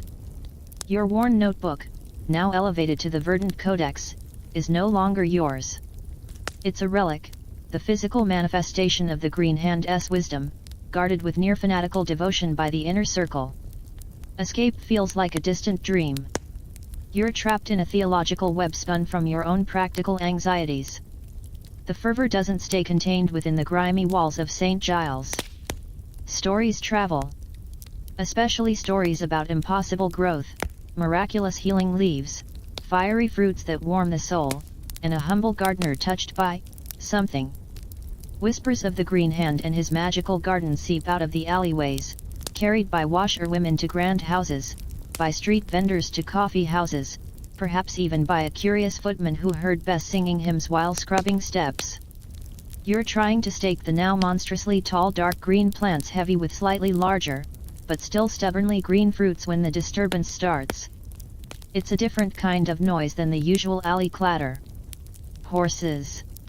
Not the tired nags pulling costermonger carts, but horses with a proud, rhythmic clip-clop. The murmur of the ever-present cluster of onlookers outside your gate shifts from reverent whispers to a low buzz of astonishment. Then, a voice cuts through the din. A voice utterly alien to St. Giles, crisp, enunciated, dripping with the bored confidence of someone who's never known hunger gnawing at their gut. "Make way, there. Make way for Lord Silas Thorne.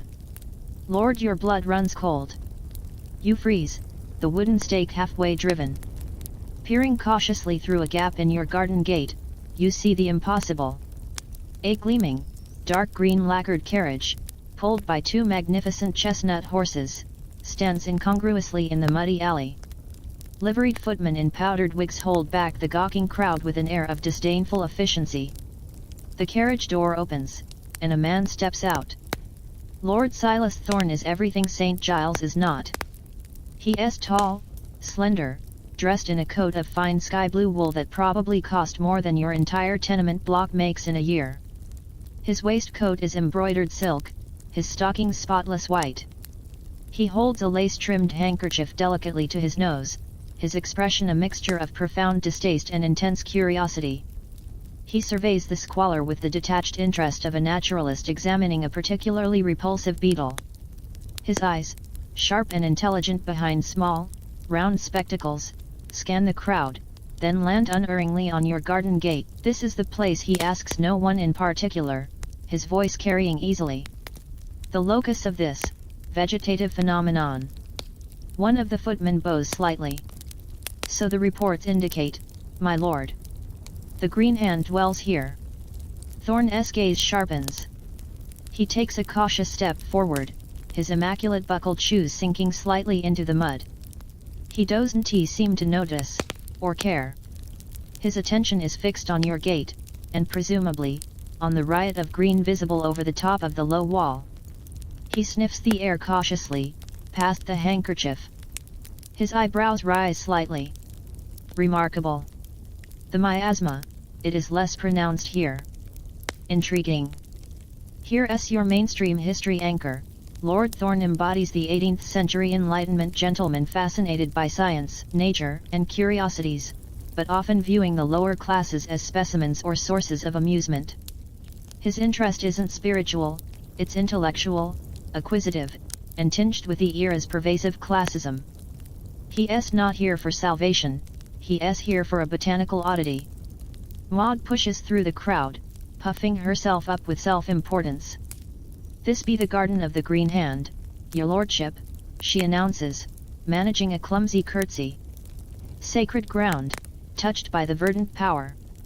Thorne looks down his nose at her. "Indeed. And this green hand, I wish to speak with him. Or her. Immediately. Resistance is futile. You know it. Maud knows it." The gate is opened, and Lord Silas Thorne steps into your tiny kingdom. His presence is overwhelming. He seems to suck all the air out of the space. His sharp eyes dart everywhere, taking in the towering, fruiting plants, the flowering fern, the great purple-green leaves, the coconut shell seedlings, the lingering damp patch where the sacred mix had been offered. He ignores the kneeling, awestruck figures of Bess and Hemlock. His focus is purely botanical. He walks slowly, deliberately, stopping before each of your strange plants. He bends slightly, examining leaves, stems, flowers, the unripe fruits, without touching. He mutters to himself, Latin names tripping off his tongue, Solanaceae unlikely morphology. Ireliaceae possible. Fascinating inflorescence. Unknown tubers. Peculiar. He pulls a small, leather-bound notebook and a silver pencil from his coat, sketching rapidly. He finally stops before you. You're still covered in mud, holding the wooden stake, feeling like a particularly grubby garden gnome under his piercing gaze. He looks you up and down, his expression unreadable. "You are the gardener, the so-called green hand." You manage a nod, your throat dry. "John Joan, my lord. Just tend the plants." "Just tend the plants," Thorne gives a short, dry laugh. "My dear fellow, you appear to be cultivating flora that defy known horticultural principles in soil that looks barely fit for lichen. In March, he gestures with his pencil at the rampant growth. Explain. How is this achieved? Panic flares. The sacred mix, the rites, the verdant codex, he laugh you into the debtor's prison. You fall back on the only truth you have left that isn't wrapped in mysticism. Good soil, my lord. Amended. Careful watering. Luck. It sounds pathetic. Thorn snorts. Luck doesn't make cordyline fruticosa flower in a London slum in early spring. Nor produce viable fruit from unknown cultivars seemingly overnight. He points his pencil at the dark green plants. These, what do you call them? The vigor plants, my lord, you stammer. The fruits, they're bitter. Fiery. Fiery Thorn's eyes gleam with scientific interest. Stimulant properties, capsaicin-like, intriguing. He scribbles more notes. And this, he points to the ferny plant with yellow star flowers. Bess calls it the yellow star flower, my lord. Said Hernan thought it helped the croup. Possible Asteraceae variant medicinal folklore, he mutters, writing. And the large leafed specimen, truly remarkable coloration. No name, my lord. Just, the big leafed one. A woman thought a poultice might help the wasting. You feel like you're betraying the believers, reducing their sacred plants to mere botanical specimens. Thorn finishes his notes, snaps the book shut, and tucks it away. He looks at you, his gaze calculating. Your modesty is quaint or strategic. Regardless, your results are undeniable. I have a proposition for you, gardener. He gestures vaguely westward. I maintain a collection. A significant collection. Rare specimens from the Americas, the Orient, the Antipodes. My glasshouse is one of the finest private collections outside Kew. Here's your bizarre historical detail. Wealthy collectors like Thorn built elaborate heated greenhouses called stoves, heated by underground furnaces or orangeries to protect delicate exotic plants. Maintaining them was ruinously expensive, a potent symbol of wealth and scientific curiosity. Pineapples were the ultimate status symbol, often taking years to fruit in these artificial environments. He pauses, letting the implication hang. You stare at him, uncomprehending. A proposition. What could a lord possibly want from you? I require a demonstration, Thorn continues smoothly. A test. You clearly possess an uncanny affinity for the vegetative realm. I wish to see it applied within a controlled environment. I have several recalcitrant specimens. A bird of paradise that refuses to bloom. A camellia japonica suffering inexplicable blight. A rare orchid from Sumatra that languishes. I offer you the opportunity to tend them. Under my observation. In my glass house. He names a sum of money. It's more coin than you've seen in your entire life. Enough to eat properly for months. Maybe a year. The offer hangs in the strangely fresh air. Money. Real money. Escape from the gnawing hunger, the constant fear. But, at what cost? The inner circle, Maud, Bess, Hemlock are watching you, their expressions a mixture of awe at the Lord's presence and dawning apprehension. To them, Thorn isn't just a wealthy man, he's an emissary from a distant, glittering world that has suddenly noticed their sacred garden.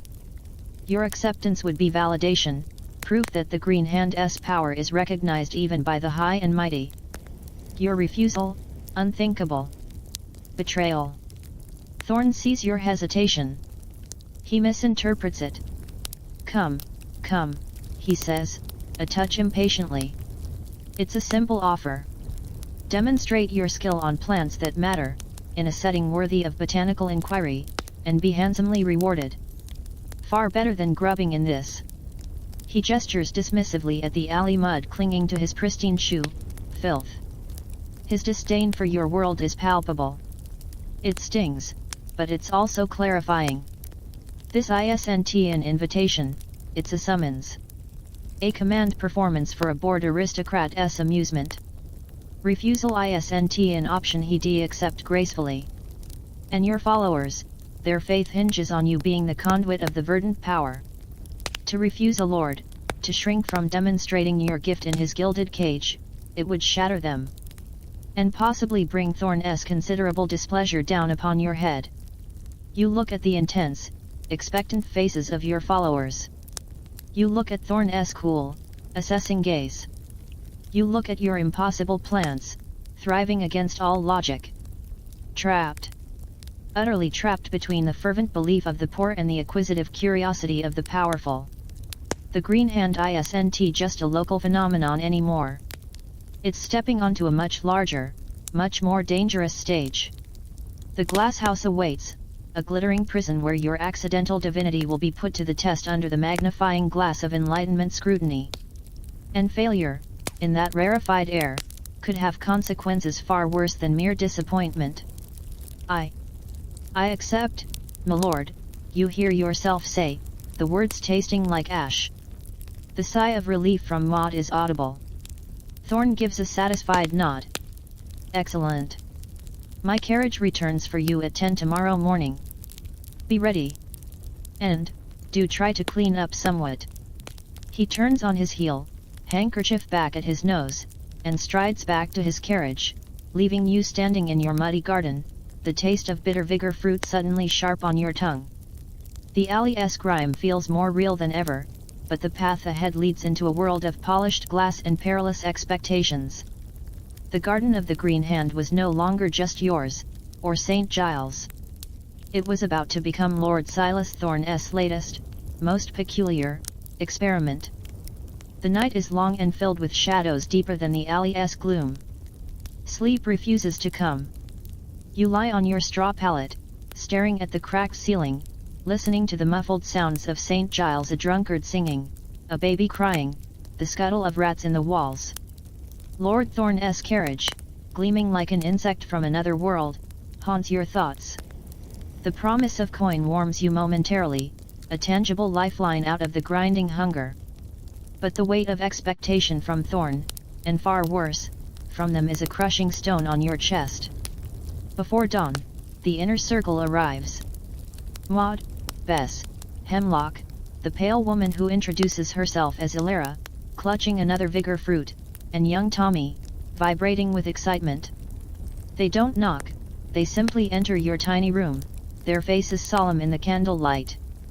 They carry offerings, a bucket of relatively clean water, sky water, purified by moonlight vigil. A small bundle containing a piece of relatively clean, coarse linen vestments for the verdant envoy. And a tiny pouch containing, dried vigor fruit shavings, sacred sustenance for the trial. The glass cage awaits, Green Hand, Maud intones, her voice low and reverent. The Gilded One seeks to test the power. But fear not. The verdant heart beats strong within you. The mix flows in your veins. She gestures at the water and linen. Cleanse. Prepare. Carry the essence of the garden within. It's a sacred ablution.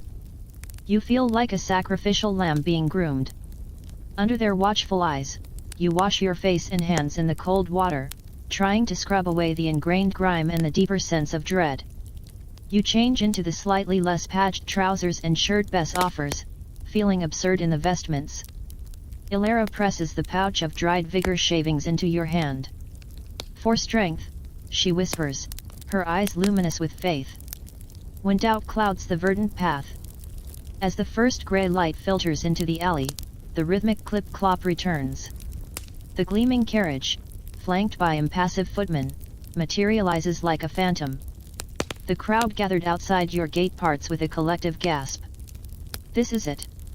Maud steps forward, blocking your path for a moment. She places a gnarled hand on your muddy coat sleeve. Her eyes, usually sharp and calculating, hold a surprising intensity.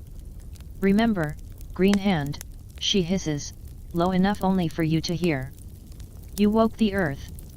You hold the vigor. Show the gilded dust what true power looks like. Make the garden proud. It's less a blessing, more a command. A demand for validation. You climb into the carriage. The interior smells of leather, beeswax, and something floral lavender, perhaps. It's unnervingly clean and soft. The door shuts with a solid, expensive thunk, sealing you in. The carriage lurches forward, the smooth ride a stark contrast to the bone-jarring ruts of St. Giles. You clutch the pouch of Vigor shavings like a talisman, staring out the window as the grimy, teeming slums give way to wider streets, then grand squares lined with imposing townhouses. The world transforms from desperate survival to calculated opulence in the space of a few blocks. The sheer, silent space is almost as shocking as the wealth. Lord Thorne's residence isn't just a townhouse, it's a palace. You're ushered not through the grand front entrance, but around the side, towards the rear gardens. And then you see it. The stove. It takes your breath away. A vast structure of iron and glass, shimmering like a mirage in the weak morning sun. It must be 50 feet long, easily. Panes of glass, some slightly warped and green-tinged but remarkably clear, form its walls and curved roof.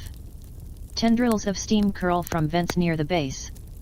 Even from outside, you feel a wave of warm, damp air, thick with the rich, loamy scent of earth and the heady perfume of 1,000 growing things. It's a world encased in glass, a fragment of the tropics transplanted onto London clay. Here's your mainstream history anchor. Maintaining these glass houses was a feat of engineering and immense expense. Underground furnaces stoked constantly by servants, heated water pipes running through the structure. The fuel costs alone were astronomical, a luxury only the ultra-wealthy could afford, purely for botanical vanity. A footman opens a heavy, glazed door. The wave of heat and humidity that hits you is almost physical. The air is thick, sweet, and complex, a riot of floral scents, damp soil, and the faint, sharp tang of leaf mold. You step inside, blinking. It's like stepping into another planet. Lush greenery cascades from shelves, climbs trellises, spills from ornate pots.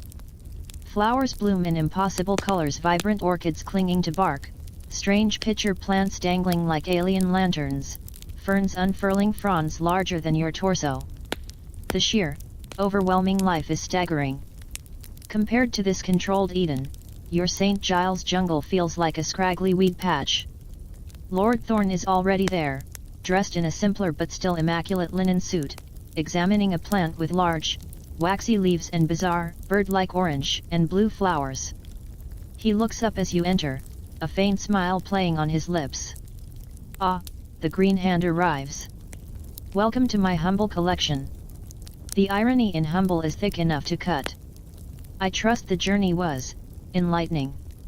You mutter something incoherent, still reeling from the sensory overload. Your vestments feel instantly out of place, heavy and rough in this humid perfection. The pouch of Vigor shavings burns in your pocket. Now, Thorne says, gesturing you forward. To business. Your reputed talents. He leads you deeper into the steamy jungle. He stops before a large pot containing a plant with enormous, banana-like leaves, but looking distinctly unhappy. Its edges are brown and curled, its vibrant green faded. Strelitzia reginae, the bird of paradise. Acquired at considerable expense from the Cape. It has steadfastly refused to bloom for 3 years. Receives optimal light, moisture, heat. Yet, languishes. He sounds genuinely perplexed and annoyed. Next, a smaller pot holding a bush with glossy green leaves, many marred by ugly black spots. Camellia japonica. Blighted. Tried every known treatment: sulfur wash, lime water, even a distillation of mercury vapor recommended by a Dutch enthusiast. Here's your bizarre historical snippet. Treatments for plant diseases were often as dangerous as the ailments, involving toxic metals, noxious fumes, and bizarre concoctions with no scientific basis. Mercury vapor, no wonder the poor thing looks sick. Nothing works. Finally, he stops before a delicate orchid mounted on a piece of bark. Its few remaining leaves are limp, yellowing. Its roots look gray and lifeless. Dendrobium spectabile. Sumatra. Exceedingly rare. It simply fades. As if the will to live has deserted it. He sighs, the sound of a collector facing an expensive failure. He turns to you, his spectacles glinting in the humid light. Well, green hand, work your magic. Demonstrate this famed affinity. Diagnose. Prescribe. Tend. He steps back, leaning against a sturdy iron support pillar, arms folded. Watching. Waiting. A scientist observing an experiment. A lord expecting a performance. Panic claws at your throat. This isn't St. Giles clay. This is a rarefied, controlled environment.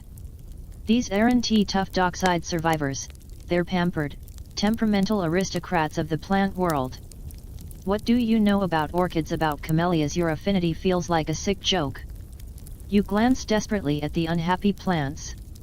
The bird of paradise looks root-bound, maybe the camellia, the black spots look fungal.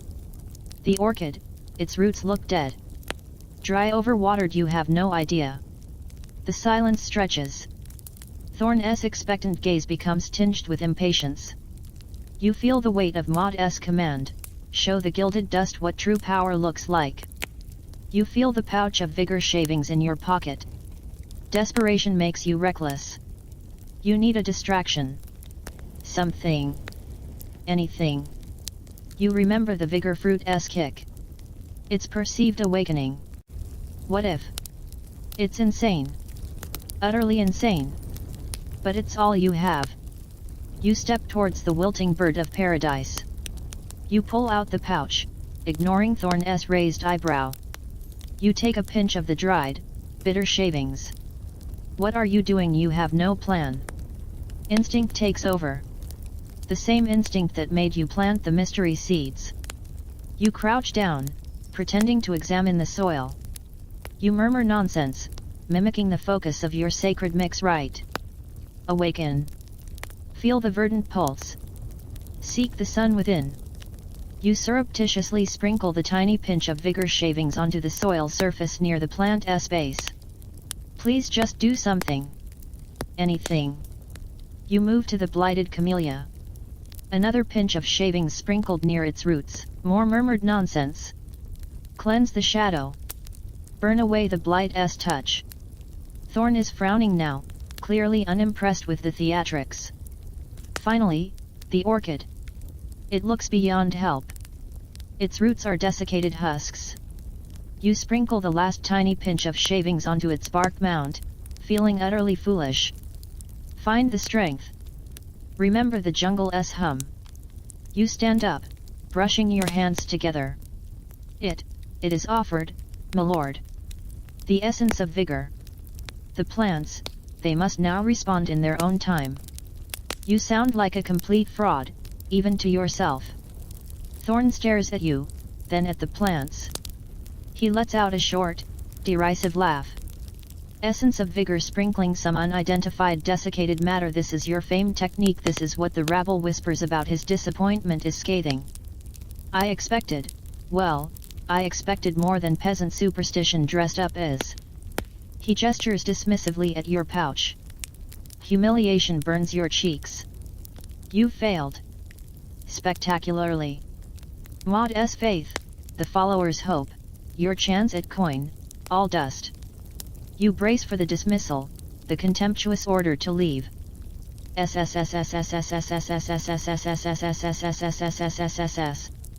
A sharp, sudden hissing sound cuts through the humid air.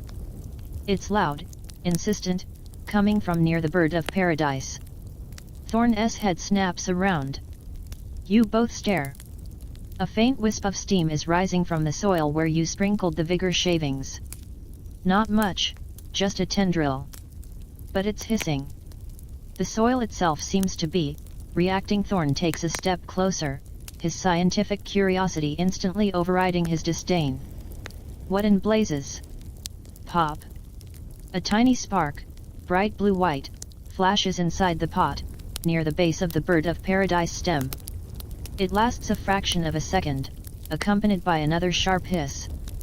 Thorn jumps back, startled. Good God! Before either of you can react, the bird of paradise plant shudders visibly. Its large leaves tremble. Then, with a slow, almost deliberate movement, the tightly furled spathe at its center, the structure that should hold the spectacular bird-like flower, begins to unfurl.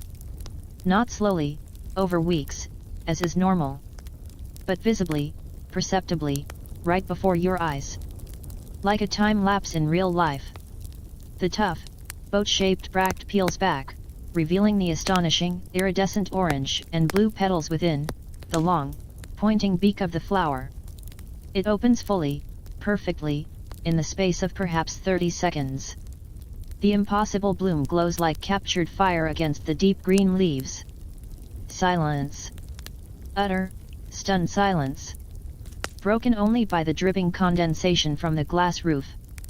Thorn stares, open-mouthed, his spectacles slipping down his nose. He looks from the impossibly bloomed flower to you, then back again. His expression is one of pure, unadulterated shock. How? He breathes. The static, the reaction in the soil, how? This is where historians argue fiercely.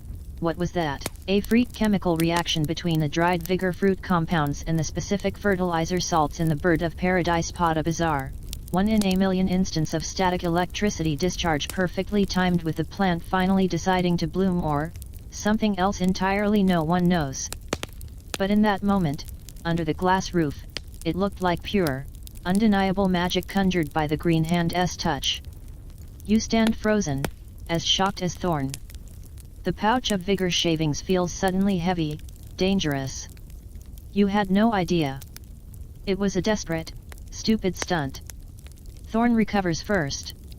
His shock melts into a fierce, almost predatory excitement. He strides towards you, his eyes blazing. What was that substance? What did you do? He grabs your arm, his grip surprisingly strong. The reaction. The spark. The instantaneous blooming. Explain. You can't. You have no explanation.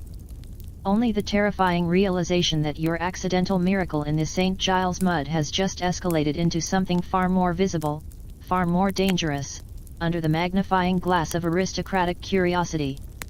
The green hand hadn't he just passed a test? You'd performed a bona fide, sparking, hissing, flower-exploding wonder. And the look in Lord Silas Thorne's eyes is no longer skeptical amusement. It's the avaricious gleam of a man who has just witnessed the key to unlocking every botanical secret, and he believes you hold it. The glass cage just became infinitely more perilous.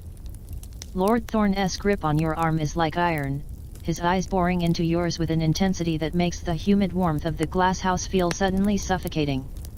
The scent of the impossibly bloomed bird of paradise, a rich, almost vanilla-like sweetness, hangs heavy in the air, a stark counterpoint to the lingering ozone tang from the strange spark and the bitter memory of the vigor shavings burning in your pocket. Explain. Thorn demands again, his voice low, urgent, devoid of its earlier bored drawl. The substance. The reaction. What manner of alchemy is this? Speak. Your mouth is dry as dust. Alchemy? It was dried fruit scraps. A desperate, stupid gamble that somehow detonated botanical fireworks. It's just vigor, my lord, you stammer, trying to pull your arm back. He doesn't loosen his grip. From the fruits. Dried. We eat it sometimes. It bites the tongue, warms the belly. Bites the tongue, warms the belly. Thorne's eyes narrow. Stimulant properties vesicant. What are its constituents? Where does it originate? He releases your arm abruptly, turning back to the bird of paradise, touching the vibrant, newly opened bloom with a reverence he hadn't shown before. It felt solid, real. This is no mere stimulant. This is catalytic, transformative. Applied to the soil, it induced a state of hypervitality, accelerated phenology. The implications. He trails off, lost in a whirlwind of scientific speculation, scribbling furiously in his notebook. You stand there, trembling, the enormity of what just happened crashing down. It wasn't just fast growth anymore. It was instantaneous, explosive, visible magic performed under glass for an aristocratic witness. The fragile barrier between uncanny gardener and miracle worker hadn't just been breached, it had been vaporized by a blue-white spark. Thorn snaps his notebook shut, his gaze snapping back to you, now calculating, acquisitive. This vigor. You cultivate the source plant in your establishment. He can't quite bring himself to call your alley garden an establishment. Why yes, my lord. In St. Giles. The dark green plants with the fruits. They must be studied. Immediately. Propagated under controlled conditions. He gestures impatiently towards the door. We return to your domicile. Now. I require samples. Roots, stems, leaves, fruits. And the soil. Especially the soil where they grow. The scientist has fully eclipsed the collector. He sees not just a curiosity, but a potential key to unlocking botanical secrets worth a fortune. The carriage ride back to St. Giles is silent, thick with tension. Thorn stares out the window, lost in thought, occasionally muttering Latin terms or scribbling more notes. You clutch the empty pouch, your mind racing. Maud. The followers. They were waiting. What would they make of the Lord returning with you? What would they make of this as the carriage turns into your alley?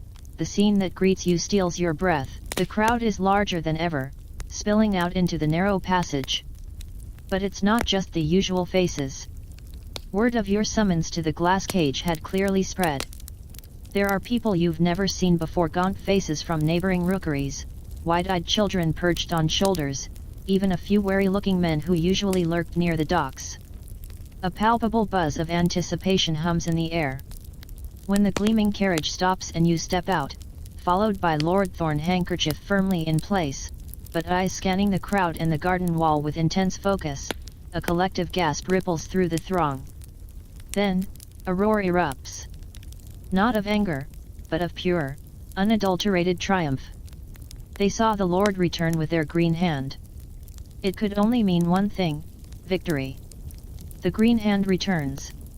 Touched by the gilded one's gaze and found worthy. The power prevailed. Hail the verdant heart. The noise is deafening. Hands reach out, not to beg, but to touch your sleeve, your vestments, as if absorbing blessing. Thorn looks momentarily taken aback by the fervor, a flicker of distaste crossing his features before his scientific focus reasserts itself. He gestures imperiously towards your garden gate. Proceed, gardener. To the specimens. You push open the gate, Thorn close behind, the crowd pressing forward, held back only by the sheer press of bodies and the intimidating presence of the liveried footmen who had followed the carriage. You step into your garden. The transformation since yesterday is subtle but profound. The vigor plants, already monstrous, seem to have gained another inch overnight, their green fruits slightly larger, perhaps tinged with the faintest hint of red. The ferny starflower pulses with yellow blooms. The great leaf unfurls another perfect, purple-green frond. The coconut shell seedlings stretch towards the weak sun. And the air, the pocket of freshness, feels stronger, cleaner, a tangible bubble against the alley's stench. It feels charged, awake. As if the garden itself is basking in the aftermath of the distant miracle. Thorn strides past you, ignoring the kneeling figures of Maud, Bess, and Alara inside the garden. He heads straight for the wall patch, the source of the vigor. He crouches, heedless of the mud on his immaculate trousers, examining the leaves, the stems, the fruits.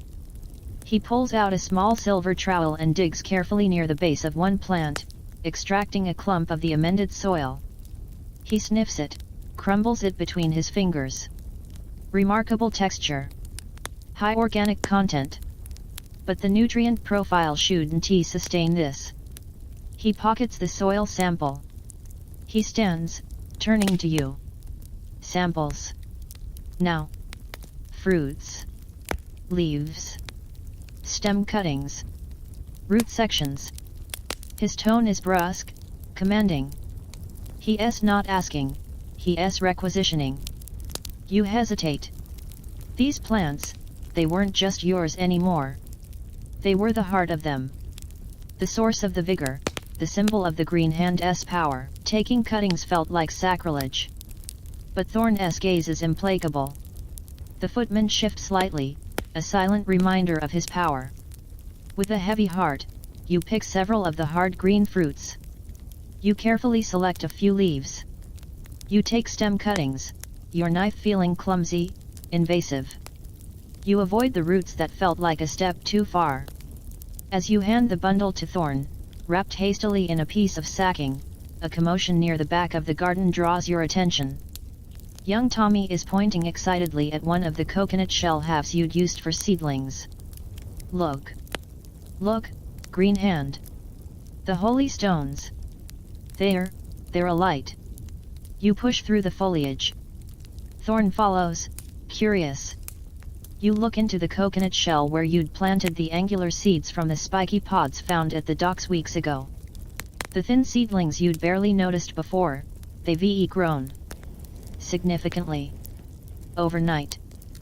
Thick, succulent stems, topped with pairs of fleshy, oval leaves that seem to glow with an internal, soft, golden green light. Not brightly, but unmistakably. Like captured moonlight filtered through young leaves. The effect is ethereal, magical in the shaded corner of the garden. Thorn sucks in a sharp breath. Bioluminescence in a seedling impossible on this continent. He leans closer, fascinated, forgetting the vigor samples momentarily. What are these, the seeds? Where did they originate? Before you can answer, before you can even process this new impossibility, Maud steps forward. She's been watching Thorn's examination with hawk-like intensity. She sees the glowing seedlings. She sees Thorn's avaricious fascination. She sees the bundle of vigor cuttings in his hand. Her face hardens. The gilded one seeks the source, she declares, her voice ringing out, silencing the murmurs of the crowd both inside and outside the garden.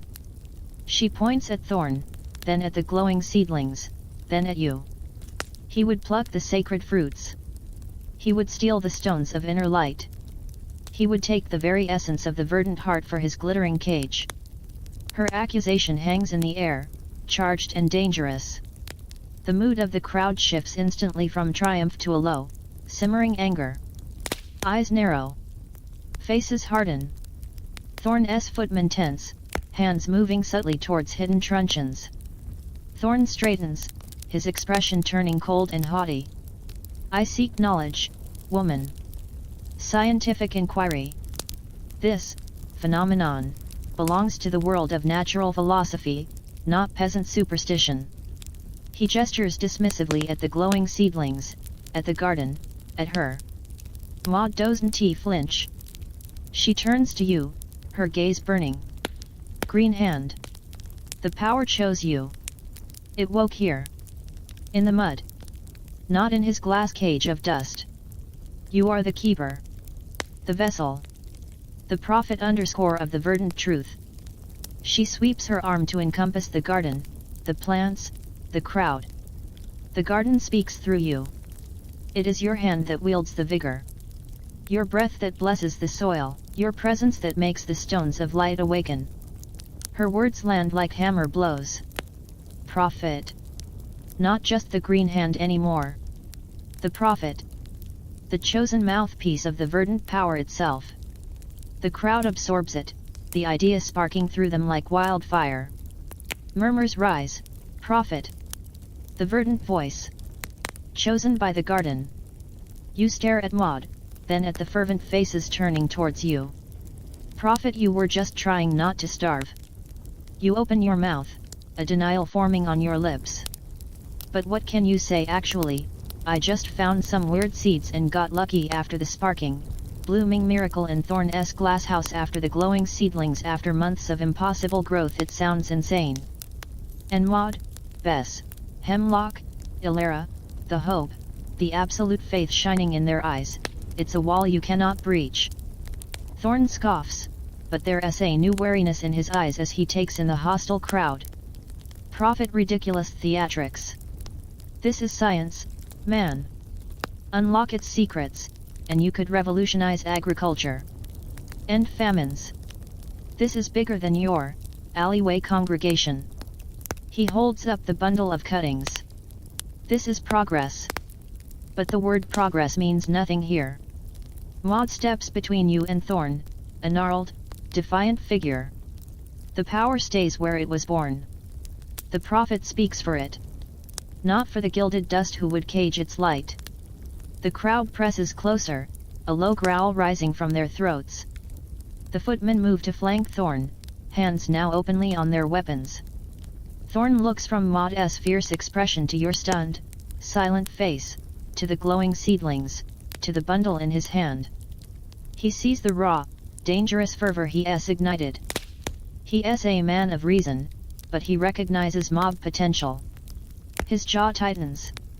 This isn't over, gardener, he hisses at you, his voice low and venomous. You and your phenomena will be understood.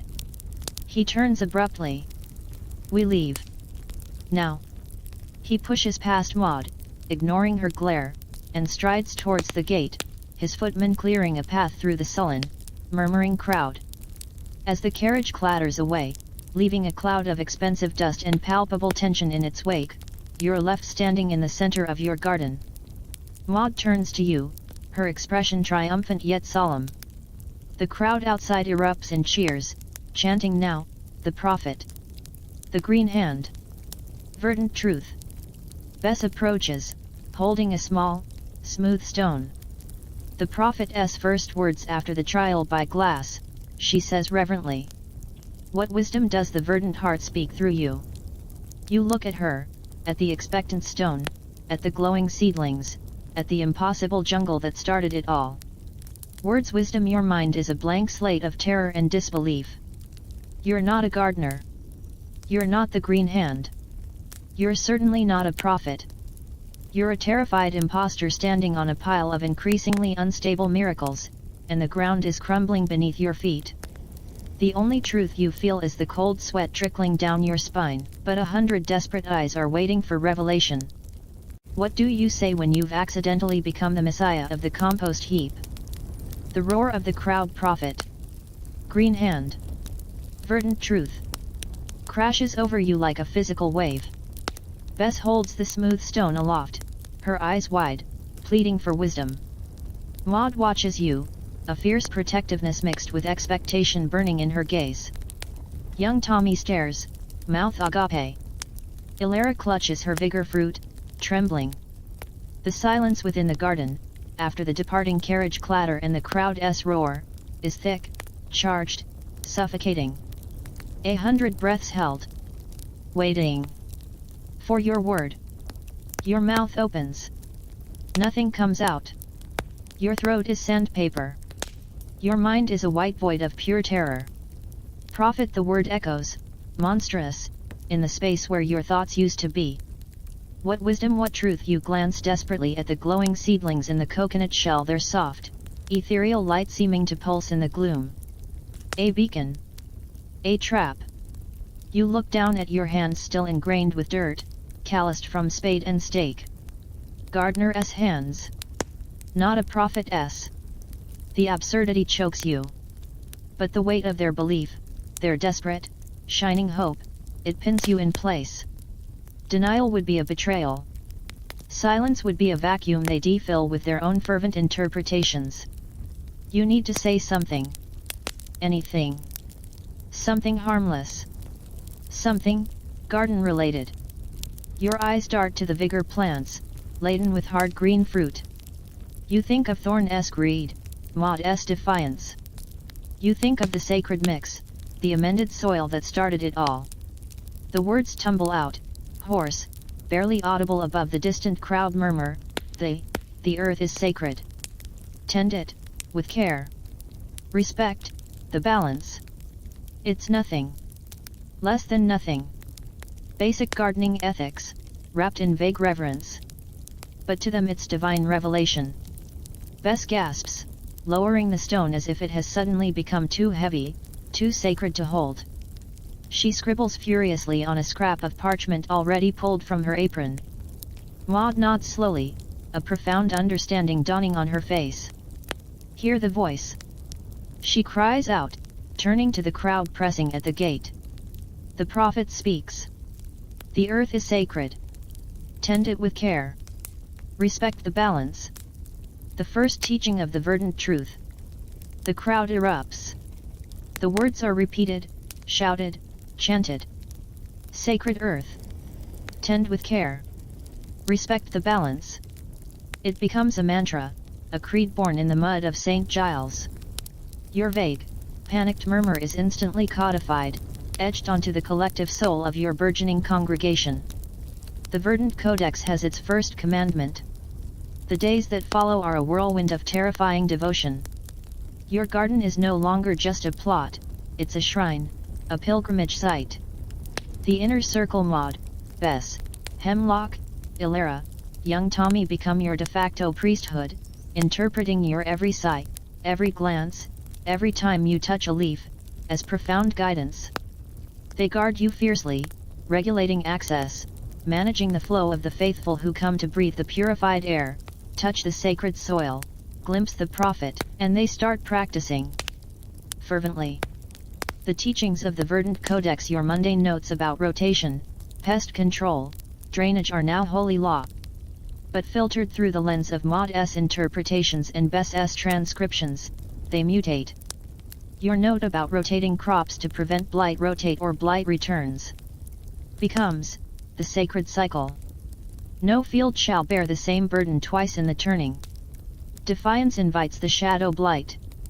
You see Old Man Hemlock, in a tiny scrap of ground behind his hovel, frantically digging up perfectly healthy potato sprouts because he deplanted cabbages there the previous autumn.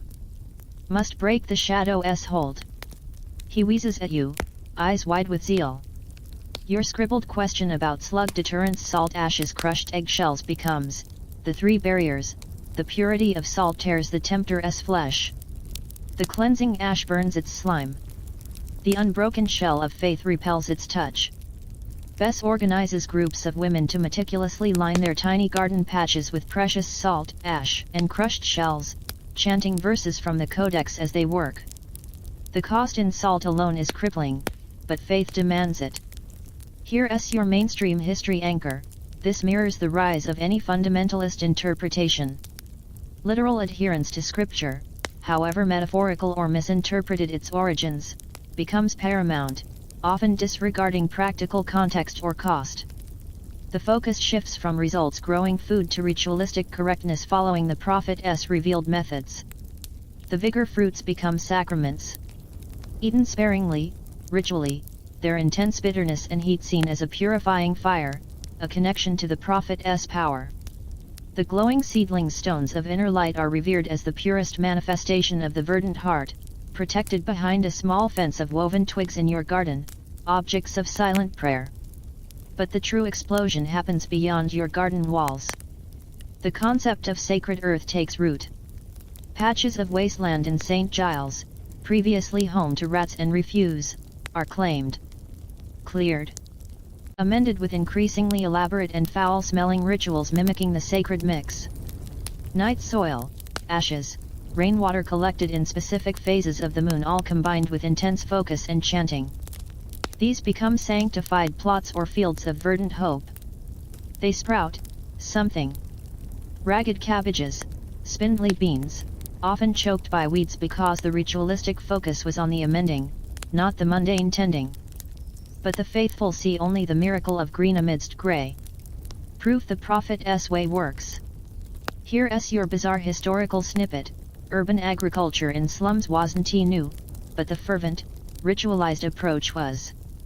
The communal effort, driven by shared belief rather than just hunger, created pockets of intense, if often inefficient, cultivation.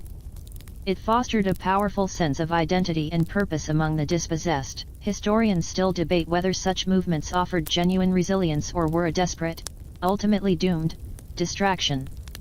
The trouble starts when this fervor spills onto traditional ground. Jem the Carter, a practical man who rented a slightly larger patch outside the slum proper to grow feed for his horse, finds a group of the faithful led by a zealous Bess digging up his carefully sown turnip rows one morning. "What in blazes are you doin'?" Jem roars, rushing out. "Cleansing the shadow, Jem Carter," Bess declares, holding a pouch of salt aloft. "This earth bore beans last season. The sacred cycle demands fallow or a different burden. You defy the prophet's teaching. You invite the blight." "Prophet's teachin'," Jem sputters, incredulous. "That mudlark down the alley get off my land, you daft bint, before I set the dog on ye." He gestures to his mangy terrier, who yaps half-heartedly. A scuffle ensues. Mud flies. Bess's sacred salt pouch is trampled. Jem's terrier nips at young Tommy's ankle. The faithful retreat, bruised and furious, chanting curses about blind defiers and servants of the rotting shadow. Similar clashes erupt. A washerwoman using traditional soap root to deter aphids is accused of poisoning the verdant breath by followers who insist only ash or salt as per the codex is pure. A group tries to bless a public horse trough with sacred mix, leading to shouts and near violence from carters who need cleanish water for their animals. The faithful start avoiding the local market, believing non-blessed produce is tainted or spiritually inert, further isolating themselves and straining community ties. You hear the reports. Maud delivers them with grim satisfaction. The blind ones resist the truth, prophet. They cling to their withered ways. But the verdant heart prevails. Bess shows you her bruised arm from the encounter with Jem, a badge of honor. "We stood firm for the cycle." Inside, you scream. "This is madness. You never meant for your scribbles about crop rotation to become religious dogma enforced with salt and zealotry." You try to intervene. You corner Maud near the glowing seedlings. "Maud, this fighting. Jem's plot, it's his livelihood. The cycle, it was just about soil sickness. Not a holy law." Maud looks at you, her expression softening into something pitying. "Ah, prophet," she says gently, as if explaining to a child. "Your wisdom is deep, meant for the ages. We are but simple vessels, striving to grasp the fullness of the verdant truth. The cycle is sacred. Defiance does invite blight of the soul as well as the soil. Jem Carter chooses blindness. We must protect the teachings, lest they be trampled by the unbelieving horde." She pats your arm. "Do not trouble your sacred mind with the struggles of the faithful. Focus on the garden. The heart speaks clearest here." Her words are a bucket of icy water. They don't see you as a person, they see you as the prophet, an oracle, a symbol. Your attempts to clarify, to correct, are seen not as practical advice, but as deeper, metaphorical layers of the truth they haven't yet grasped. Your denials are humility. Your corrections are paradoxes to be pondered. You are trapped in the icon they've built. The gardener who just wanted carrots is buried under the weight of the verdant prophet. Watching Bess lead a group in a chanting ritual as they sprinkle precious ash around a patch of sickly sanctified plot beans, you feel a profound despair. The sacred gardening isn't just growing, it's metastasizing. It's creating rifts, fostering suspicion, demanding sacrifices of salt and sense. The delicate balance you mumbled about is shattered, not by neglect, but by fanatical adherence. Your garden, once a refuge, feels like the epicenter of a slow-motion avalanche you accidentally triggered. The seeds of community you thought you were nurturing have sprouted thorns of division, and the green hand, now the verdant prophet, is powerless to prune them back. The tools are no longer a spade and bucket, but faith, fervor, and an increasingly inflexible holy book written in your own unwitting hand. The harvest, you fear, will be discord. The air in St. Giles, always thick, now crackles with a different kind of tension. It's no longer just the usual struggle against hunger and cold, it's the friction of colliding realities. The fervent chants from the sanctified plots clash with the angry shouts from those like Jem the Carter, defending their traditional and often meager livelihoods. The scent of ritualistically sprinkled ash mingles uneasily with the alley's baseline reek. You watch it unfold from the eye of the storm, your garden shrine feeling less like a prophet and more like a prisoner of the verdant truth you never authored. Maud reports the skirmishes with grim satisfaction, interpreting every scuffle as righteous struggle against blindness. Bess displays her bruises like badges of honor. Young Tommy, caught up in the fervor, leads impromptu patrols to guard the sanctified plots against perceived defilers, his boyish voice piping out warnings about the rotting shadow. The inner circle thrives on the conflict, seeing it as purification, a necessary weeding of the unfaithful before the verdant heart's full flowering. Your whispered pleas for tolerance, for understanding Jem's needs, are met with gentle, pitying smiles. The prophet's compassion shines bright, Maud murmurs, but the path requires strength. The balance must be defended, even from those who stumble in the dark. Here's your mainstream history anchor, established religious institutions, particularly the powerful Church of England in the 18th century, viewed any burgeoning, unorthodox belief system with deep suspicion and hostility. Challenges to doctrine, social order, or, crucially, tithes and parish control, were seen as dangerous heresy. Reports of a prophet drawing crowds, performing miracles, and establishing rival rituals in the slums would inevitably trigger a response. The response arrives not with the clatter of Lord Thorne's carriage, but with the somber tolling of church bells one grey Sunday morning. A different kind of figure strides into the alley, flanked not by liveried footmen, but by two stern-faced men in dark, severe clothing. He cuts through the crowd near your gate with an aura of cold authority that instantly quells the usual murmurs. This isn't curiosity or acquisitiveness, this is condemnation made flesh. He is a man of late middle age, dressed in the somber black robes and white clerical bands of a Church of England vicar, but his bearing speaks of higher office. His face is long, pinched, eyes like chips of flint under heavy brows. He carries no handkerchief against the smell, his distaste seems ingrained, radiating from him like cold. He stops before your gate, his gaze sweeping over the thriving jungle within, the kneeling figures of Maud and Bess, the glowing seedlings, with an expression of profound revulsion. This is the Venerable Alastair Finch, Archdeacon of the Diocese of London, and rumoured right hand of the Bishop himself, the Church's weed killer, arriving in person. You, he states, his voice like gravel scraped on stone. It's not a question. His flinty eyes fix on you, standing frozen amidst your plants. The so-called green hand, the prophet of this vegetative blasphemy. Before you can utter a syllable, Maud steps forward, puffing herself up. This be the sacred garden, your reverence. Home of the verdant prophet, voice of the... Silence, woman. Finch's voice cracks like a whip. Maud flinches, momentarily stunned into silence. Finch ignores her, his gaze never leaving yours. I have heard disturbing reports. Distortions of God's natural order. Idolatry focused on plants. He spits the word. Claims of miraculous growth. Healing powers attributed to leaves and foul concoctions. Communal rites involving excrement. His lip curls. And now, discord. Strife sown among the flock. All centered on you. He takes a step closer, his presence icy despite the garden's relative warmth. This ends. Today. This perversion of God's creation, this mockery of true faith, this cult of the compost heap. The contempt in his voice is scalding. You peddle false miracles, gardener. You prey upon the desperation of the ignorant. You lead them not towards salvation, but towards idolatry and division. Here's your bizarre historical tidbit.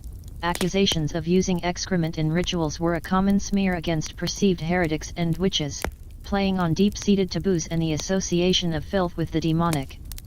The sacred mix was a literal gift for Finch's rhetoric.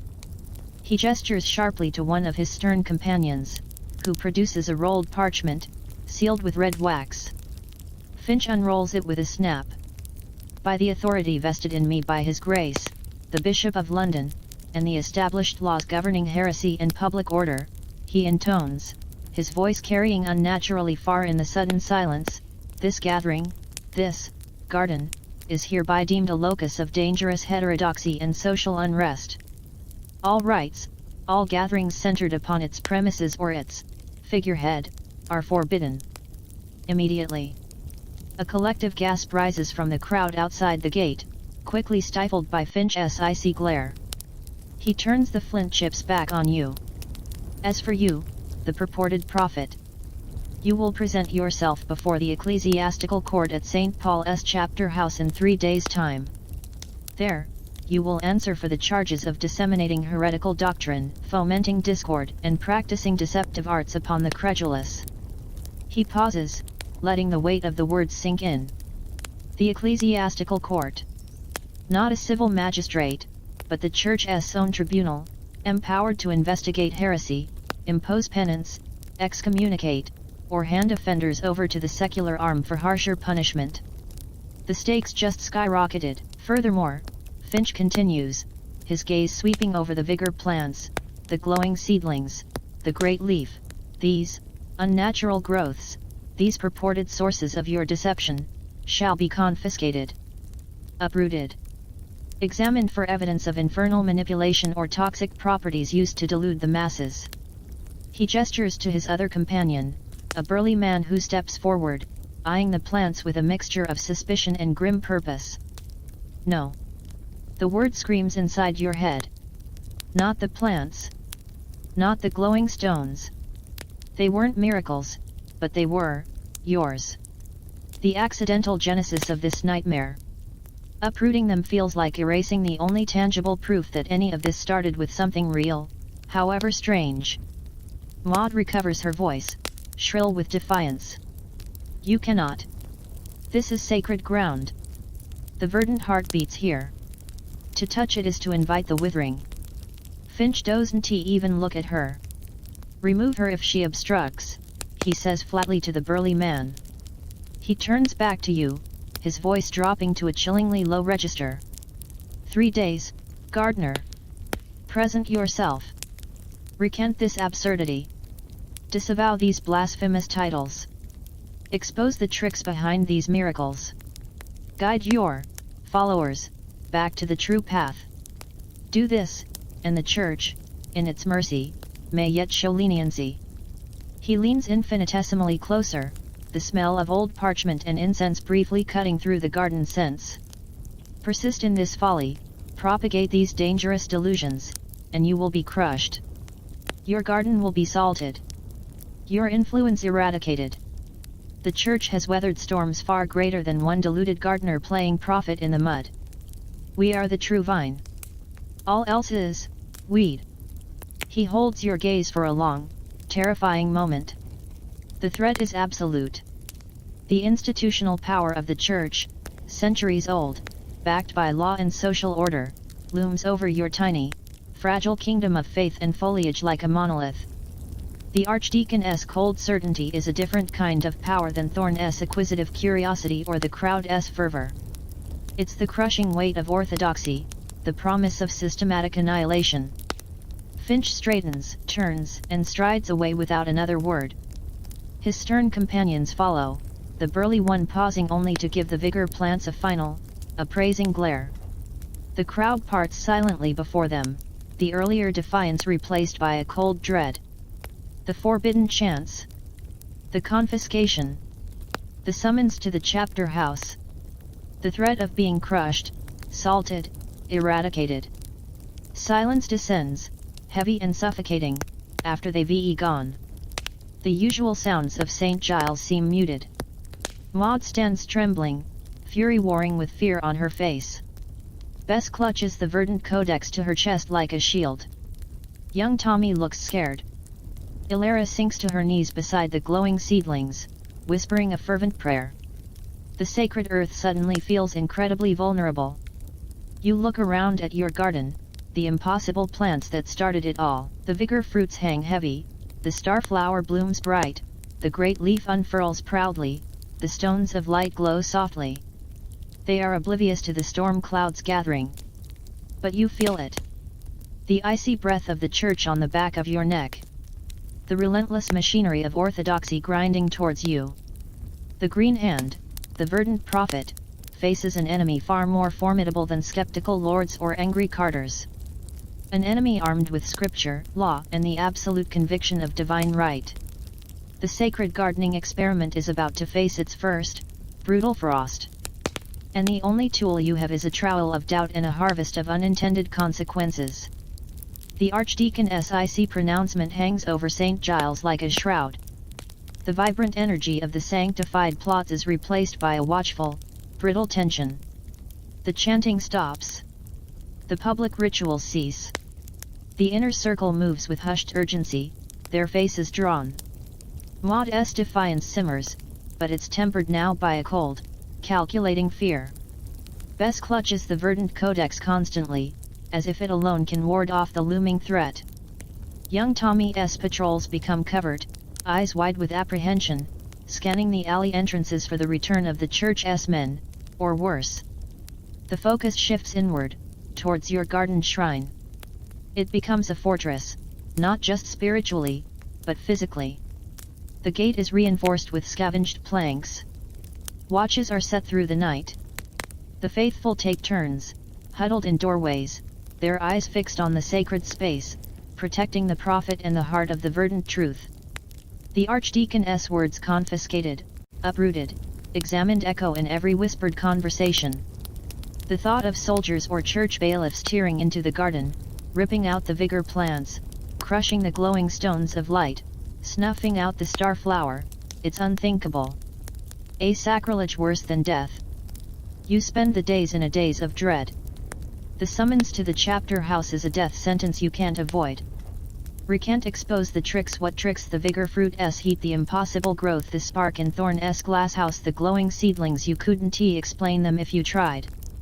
Disavow the titles, tell Maud, Bess, Ilera, the hundreds who found hope in the sacred earth, that it was all a lie, the betrayal would destroy them. And Finch wouldn't believe you anyway.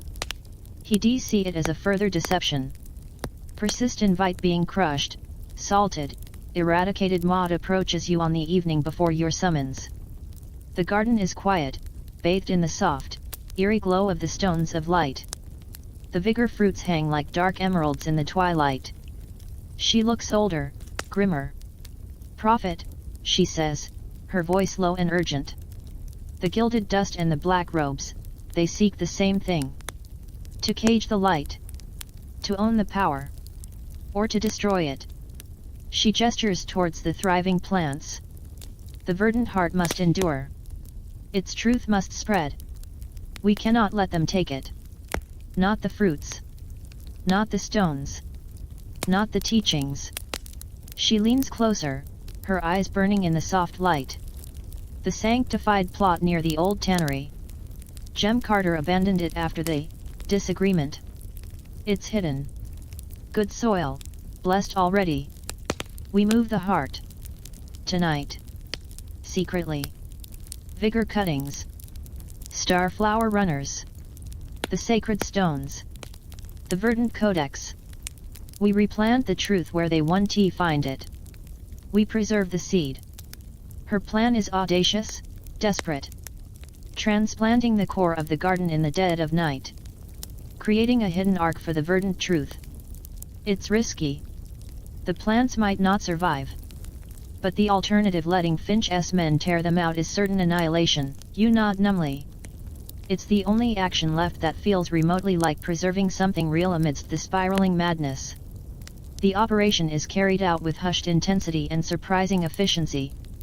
Under cover of the moonless night, trusted members of the inner circle slip into the garden. Bess carefully wraps the glowing seedlings in soft, damp moss and places them in a deep basket. Hemlock, wheezing but determined, digs up sections of the starflower and vigor plants with meticulous care, preserving as much root as possible. Maud herself carefully removes several unripe vigor fruits. Young Tommy is entrusted with carrying the precious verdant codex, wrapped in oilskin. You help, your hands trembling, feeling like you're exhuming your own life. The garden, stripped of its most potent symbols, feels suddenly diminished, vulnerable. The procession through the dark alleys is nerve-wracking. Every shadow seems to hold a threat. Every distant sound could be Finch's men or the watch. They reach the abandoned tannery plot, a larger, overgrown patch shielded by crumbling walls. The planting is swift, fervent. The vigor cuttings go in first, watered with whispered prayers. The starflower runners follow.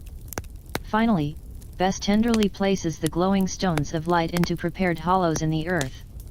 Maud buries the verdant codex in a sealed jar beneath the largest vigor cutting. The root of knowledge, she murmurs. Waiting to sprout anew. It's done.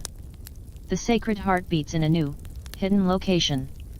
A fragile hope is replanted in the dark. You return to your original garden as dawn bleeds gray into the sky. Exhaustion wars with a strange, hollow relief. The core is safe. Whatever happens tomorrow, the verdant truth, however twisted, has a chance. You collapse onto your pallet, sleep claiming you instantly, a black void free of dreams. The summons is for noon. The morning crawls. The garden feels eerily quiet without its most vital elements, though the remaining plants still thrive. The inner circle gathers. Maud presents you with vestments, a cleaner version of your gardener-esque clothes, adorned with clumsily embroidered green leaves. Bess gives you a small pouch containing dried vigor shavings and a tiny fragment of glowing moss from the stones. For strength, profit. Carry the heart's light with you. As noon approaches, the tension becomes unbearable. The crowd outside the gate is larger than ever, but silent now. Solemn. Fearful. They part silently as you emerge, flanked by Maud and Bess. The walk to St. Paul's is a gauntlet. Eyes follow you from doorways, windows. Whispers trail you like ghosts. The grandeur of the cathedral, looming ahead, feels oppressive, a monument to the power arrayed against you.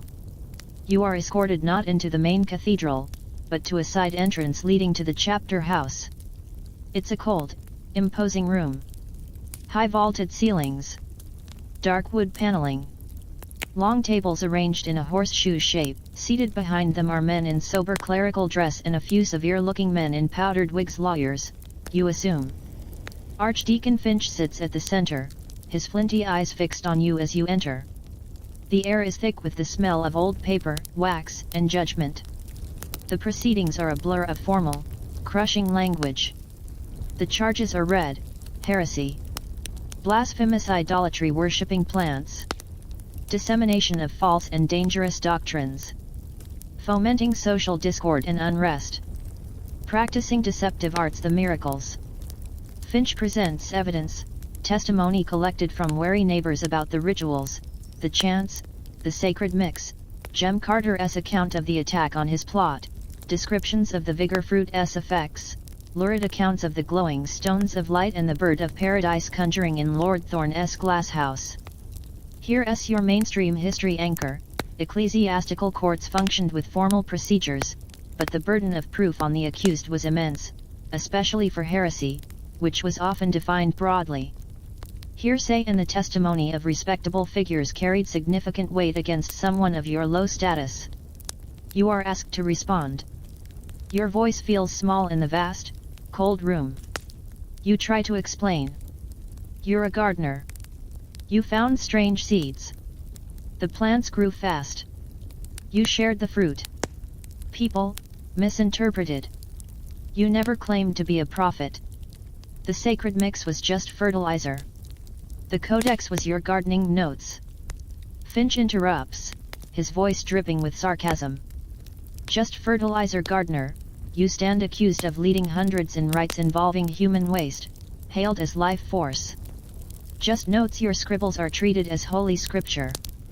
Just fast growth, Lord Thorne witnessed a plant bloom instantaneously after your application of an unknown substance. And these? He gestures to a small box on the table. One of his stern assistants opens it.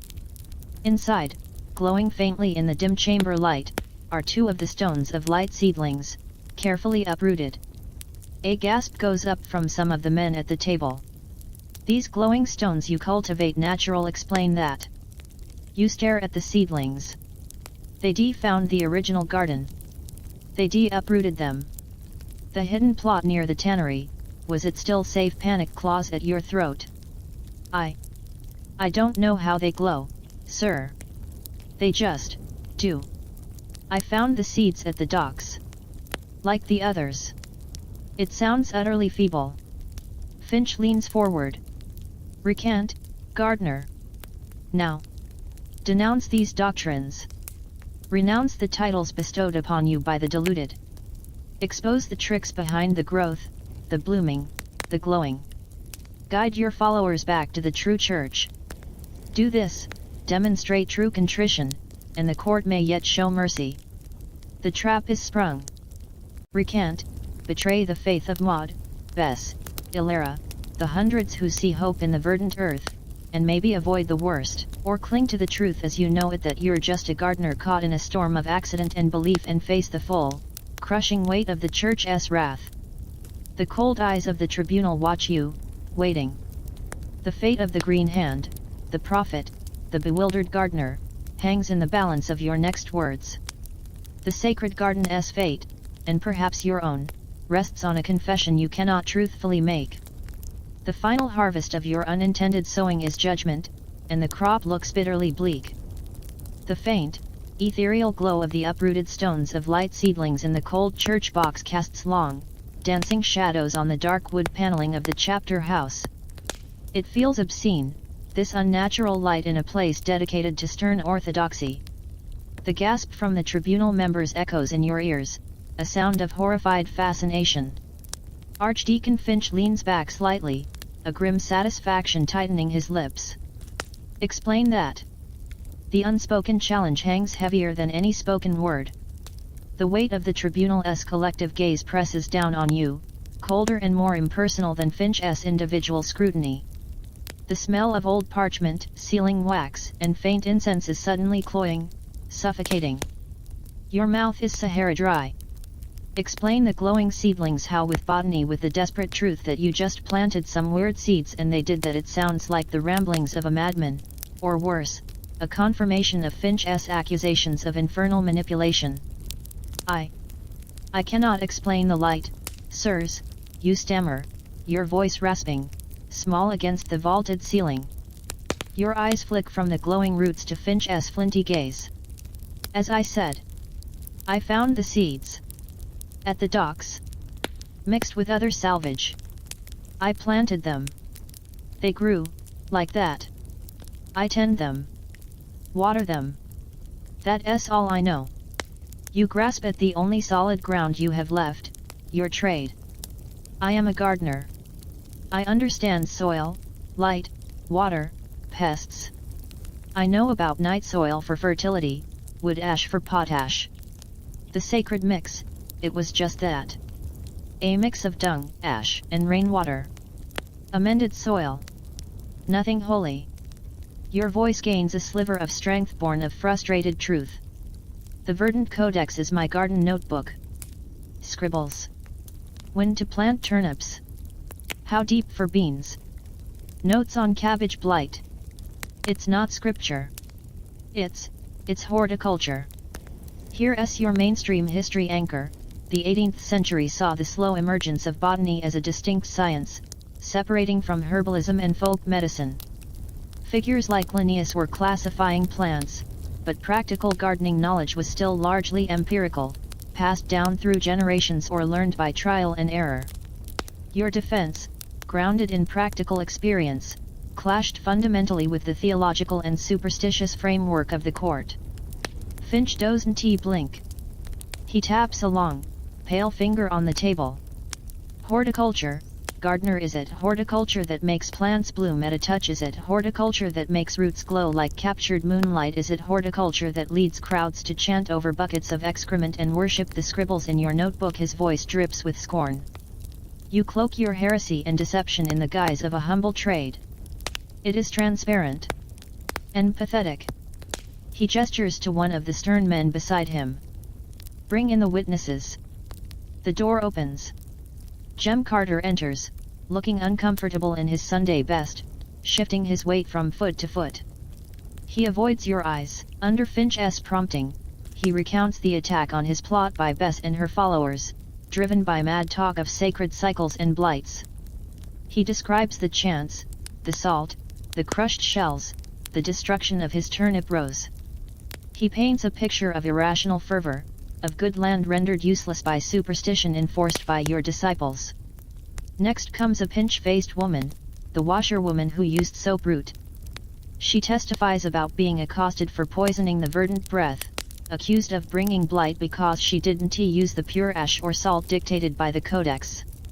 She speaks of fear, of being ostracized by neighbors caught up in the green hand madness. Each testimony is a brick in the wall Finch is building around you. Accusations of fomenting discord, of imposing irrational rules, of creating a climate of fear and exclusion, all stemming from the doctrines attributed to you and your garden. Your protest that these were misinterpretations of your practical notes falls on deaf ears. The damage is done. The social unrest is real, and you are deemed its source. Then, the clincher. The door opens again. Illyra shuffles in, leaning heavily on her stick, but her eyes burn with a fierce, unwavering light. Finch's expression softens momentarily into something resembling pity, but it's a tool.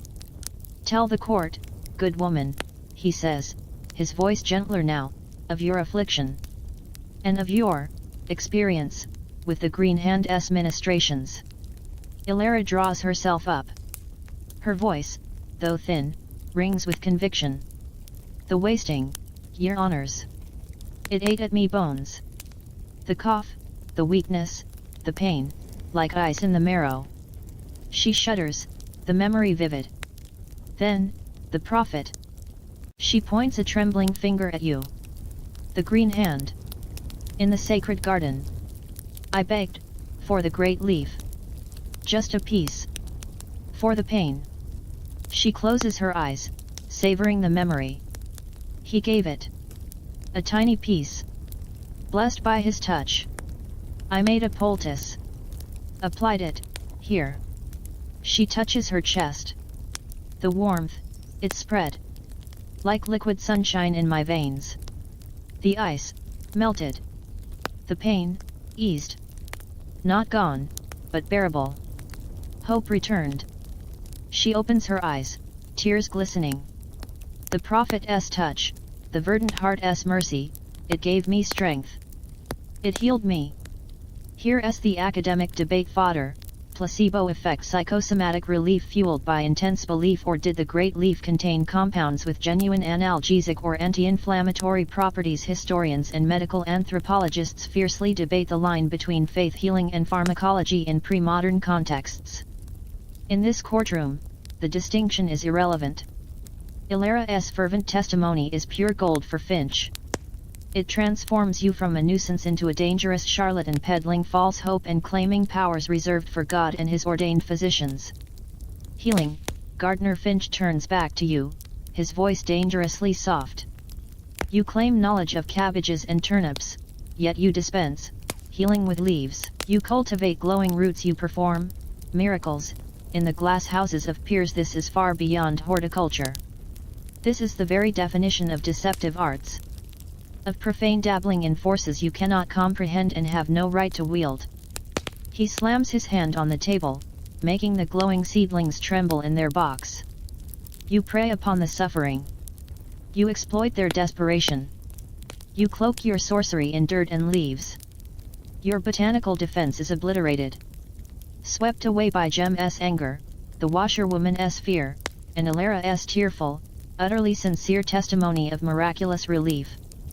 Your desperate attempt to ground this madness in the tangible world of soil amendments and planting depths crumbles to dust. In this room, under the cold gaze of the church, your practical knowledge is rendered meaningless. All they see is the idolatry, the discord, the impossible glow, the claim of healing, all centered on you, the reluctant prophet. The evidence is overwhelming, Finch states, his voice regaining its cold authority. He addresses the tribunal. We see before us a clear case of heterodoxy bordering on the demonic, of social manipulation through fabricated wonders, and the cruel exploitation of the infirm. The defendant's attempts to hide behind the cloak of gardening are as transparent as they are insulting to this court and to God. He turns his flint chip eyes back to you for the final time.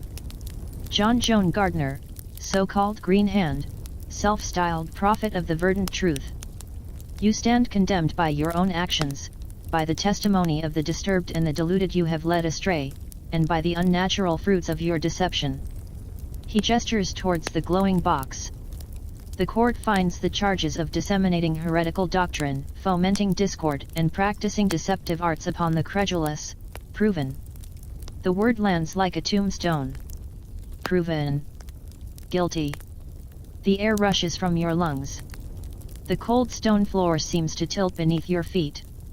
Finch continues, his voice the tolling of a funeral bell. Given the severity of the offenses, the blatant defiance of church authority, and the continued danger you pose to the spiritual and social well-being of the community, the court recommends the maximum penalty within its purview. He pauses, letting the dread build. You are hereby sentenced to indefinite incarceration in the clerical house of penitence and reflection, there to contemplate the gravity of your sins, deprived of the tools and locus of your deception, until such time as you demonstrate genuine, abject contrition and renounce, in full and public writing, every facet of this pernicious verdant heresy. Indefinite incarceration. Locked away. Cut off from the sky, the earth, your plants, everything. The clerical house was notorious a damp, dark place for heretics and unrepentant sinners, more prison than penitentiary. Here's your bizarre historical footnote: ecclesiastical prisons existed, often grim places focusing on isolation and enforced penance rather than rehabilitation. Sentences could indeed be indefinite, reliant on the prisoner's genuine repentance, as judged by the church authorities. Furthermore, Finch adds, the final nail, to eradicate the poisonous root of this heresy, the court orders the complete and permanent destruction of the locus of deception, the so-called sacred garden in St. Giles. It shall be razed. Every plant, every root, every stone, shall be torn out and burned. The soil shall be lysolted to render it barren forever. No trace of this blasphemous folly shall remain to tempt the weak or mislead the foolish. Razed. Salted. Barren forever. The image of your garden, the thriving vigor plants, the star flower, the remaining stones of light, the great leaf, all ripped out, piled, set ablaze, the earth poisoned, it's a physical pain in your chest. Worse than the thought of your own imprisonment. Finch isn't just locking you away, he's annihilating the physical manifestation of everything that happened, the accidental beauty amidst the grime, the source of both hope and catastrophe. As for these, Finch gestures dismissively at the glowing seedlings in the box, and any other unnatural specimens confiscated, they shall be destroyed. Purged by holy fire. No residue of this unhallowed manipulation shall remain. The sentence is passed. The gavel, figurative but crushing, has fallen. Your botanical defense, your plea for reason amidst the hysteria, was futile. The church saw only heresy and witchcraft dressed in Gardner's rags. The verdant prophet stands condemned, not for what he did, but for what he accidentally became and what others fervently believed him to be. The only harvest reaped in this cold chapter house is your freedom and the life of your garden. The next sound you hear is the scrape of the bailiff's boots on the stone floor as he moves to take you to your new, sunless world. The light of the stones, even in their box, seems to dim. The clerical house of penitence and reflection lives up to its grim reputation. Your cell is a small, windowless stone box below street level. Damp seeps through the walls, condensing into rivulets that trace cold paths down the rough stone. The air is thick with the smell of mildew, stale straw, and despair. A single, guttering tallow candle provides a feeble, smoky light that seems only to deepen the surrounding shadows. The only sound is the distant, rhythmic drip of water and the occasional scrape of a boot from the corridor outside. Time loses meaning. Hours stretch into days, days into a suffocating blur of darkness and cold. The sentence echoes in the silence, indefinite incarceration, until genuine, abject contrition, razed, burned, lysolted, barren forever. The images haunt you. The vigor plants, heavy with unripe promise, torn from the earth. The starflower's cheerful yellow blooms crushed. The great leaf's iridescent beauty ripped apart. The stones of light, their gentle glow extinguished under trampling boots. The soil you'd coaxed into life with night soil and ash, poisoned, rendered dead for generations. The utter, final annihilation of the accidental Eden you'd nurtured in the grime. It feels like a part of your soul has been salted alongside it. You try to hold on to the practicalities. The hidden plot near the tannery. The vigor cuttings, the starflower runners, the stones of light, the buried verdant codex. Maud's desperate arc. Did they survive the transplantation? Did they escape Finch's net, or were they found, uprooted, burned like the rest? The not knowing is its own torture. Hope feels dangerous, a tiny, guttering flame in this oppressive darkness, easily snuffed by the next drip of cold water or the scrape of the jailer's key. News filters in, slow and distorted, like light through thick, filthy glass. The jailers, bored or occasionally pitying, drop fragments. They speak in hushed tones, unaware you're listening, or perhaps uncaring. Whole alley cordoned off. Smoke for days, smelled like burnt leaves and something foul. Soldiers with shovels, spreading that white powder thick as snow. That Maud woman, shrieking like a banshee, they dragged her off. Others scattered. Hiding. Prophet locked away safe now, heresy scoured clean. Each snippet is a fresh blow. The destruction confirmed. Maud captured. The faithful scattered, hunted. The verdant truth declared extinguished. The green hand erased. The weight of it presses down, heavier than the stone ceiling. You curl on the thin straw pallet, the cold seeping into your bones. Contrition. Finch demanded abject contrition. But what do you have to repent? Planting seeds, sharing bitter fruit, writing notes about beans and blight. The only sin you feel is the crushing guilt of unintended consequences, of hope twisted into fanaticism, of a garden that became a battleground. Here's your mainstream history anchor. Punishments for heresy or religious dissent varied, but indefinite imprisonment relying on genuine repentance was a tool used to break spirits without the public spectacle or potential martyrdom of execution. The isolation and hopelessness were often the most effective weapons. Then, a different kind of whisper. Weeks later, maybe months' time, is sludge here. A new jailer, younger, less hardened, slides your meager bowl of gruel through the slot.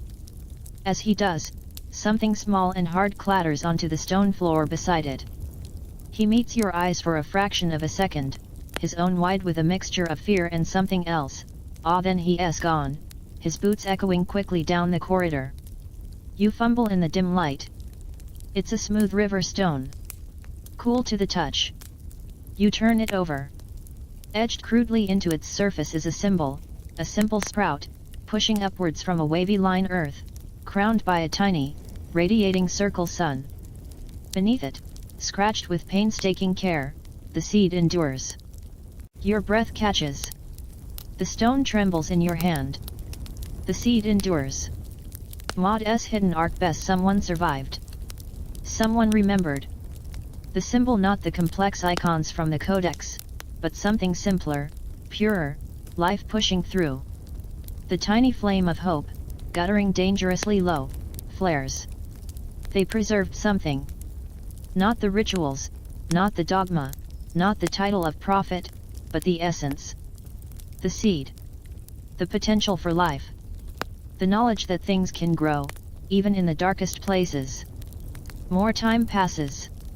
The isolation grinds. The cold deepens with winter.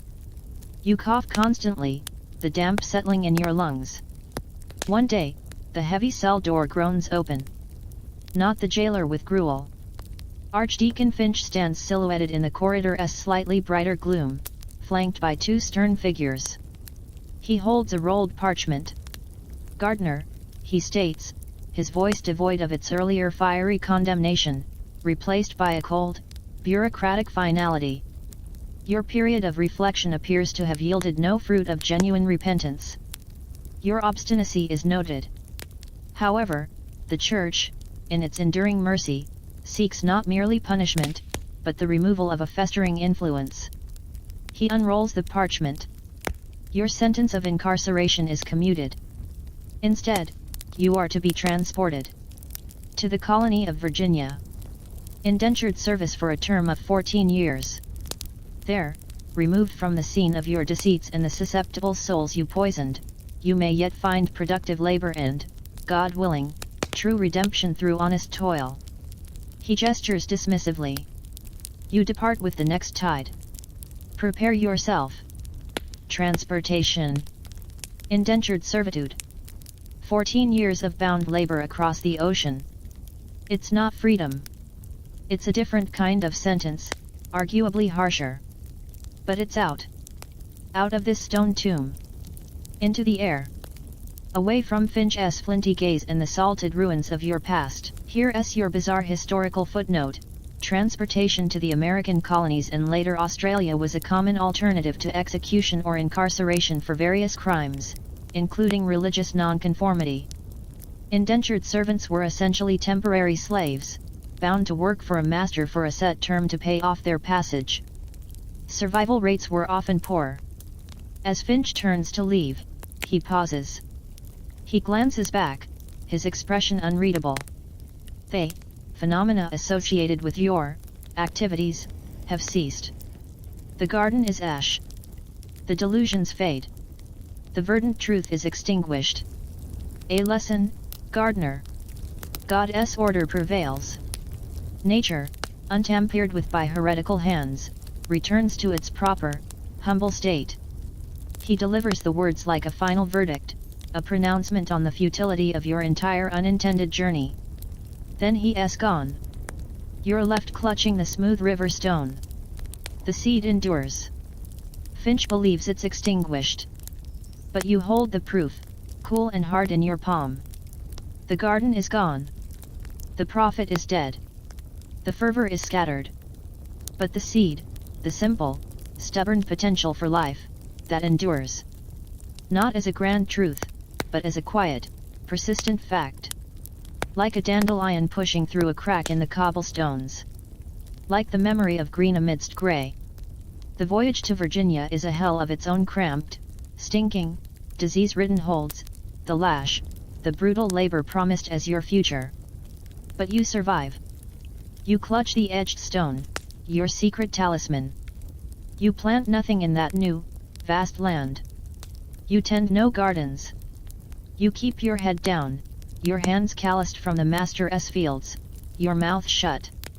But sometimes, when the southern sun beats down, smelling rich earth so different from London clay, you remember the peppery bite of the vigor fruit, the soft glow of the stones, the impossible unfurling of the bird of paradise under glass. You remember the desperation, the fervor, the crushing weight of belief you never sought.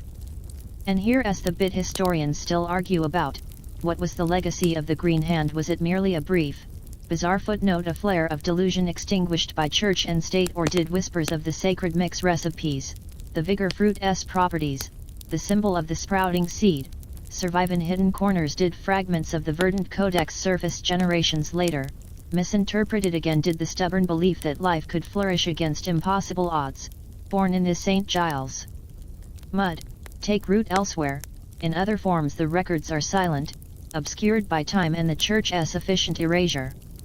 Some scholars see it as pure pathology, a cautionary tale of mass hysteria. Others suggest it represents a desperate, grassroots search for resilience and meaning amidst crushing poverty, using the only tools available, earth and seed. You, the accidental gardener prophet, vanish into the vastness of the colony, your true story buried beneath layers of condemnation and time. The garden is ash, the fervor is dust. But somewhere, perhaps, a seed sleeps, waiting for the right combination of desperation, hope, and damp, forgiving earth. The clerical house of penitence and reflection lives up to its grim reputation. Your cell is a small, windowless stone box below street level. Damp seeps through the walls, condensing into rivulets that trace cold paths down the rough stone. The air is thick with the smell of mildew, stale straw, and despair. A single, guttering tallow candle provides a feeble, smoky light that seems only to deepen the surrounding shadows. The only sound is the distant, rhythmic drip of water and the occasional scrape of a boot from the corridor outside. Time loses meaning. Hours stretch into days, days into a suffocating blur of darkness and cold. The sentence echoes in the silence, indefinite incarceration, until genuine, abject contrition, raised, burned, lie salted, barren forever. The images haunt you. The vigor plants, heavy with unripe promise, torn from the earth. The starflower's cheerful yellow blooms crushed. The great leaf's iridescent beauty ripped apart. The stones of light, their gentle glow extinguished under trampling boots. The soil you'd coaxed into life with night soil and ash, poisoned, rendered dead for generations. The utter, final annihilation of the accidental Eden you'd nurtured in the grime. It feels like a part of your soul has been salted alongside it. You try to hold on to the practicalities. The hidden plot near the tannery. The vigor cuttings, the starflower runners, the stones of light, the buried verdant codex. Maud's desperate arc. Did they survive the transplantation? Did they escape Finch's net, or were they found, uprooted, burned like the rest? The not knowing is its own torture.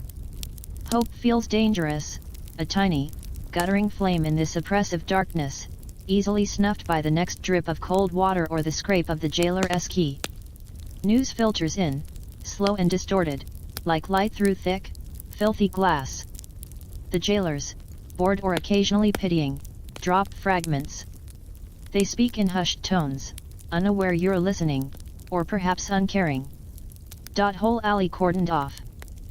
Smoke for days, smelled like burnt leaves and something foul. Soldiers with shovels, spreading that white powder thick as snow. That Maud woman, shrieking like a banshee, they dragged her off. Others scattered. Hiding. Prophet locked away safe now, heresy scoured clean.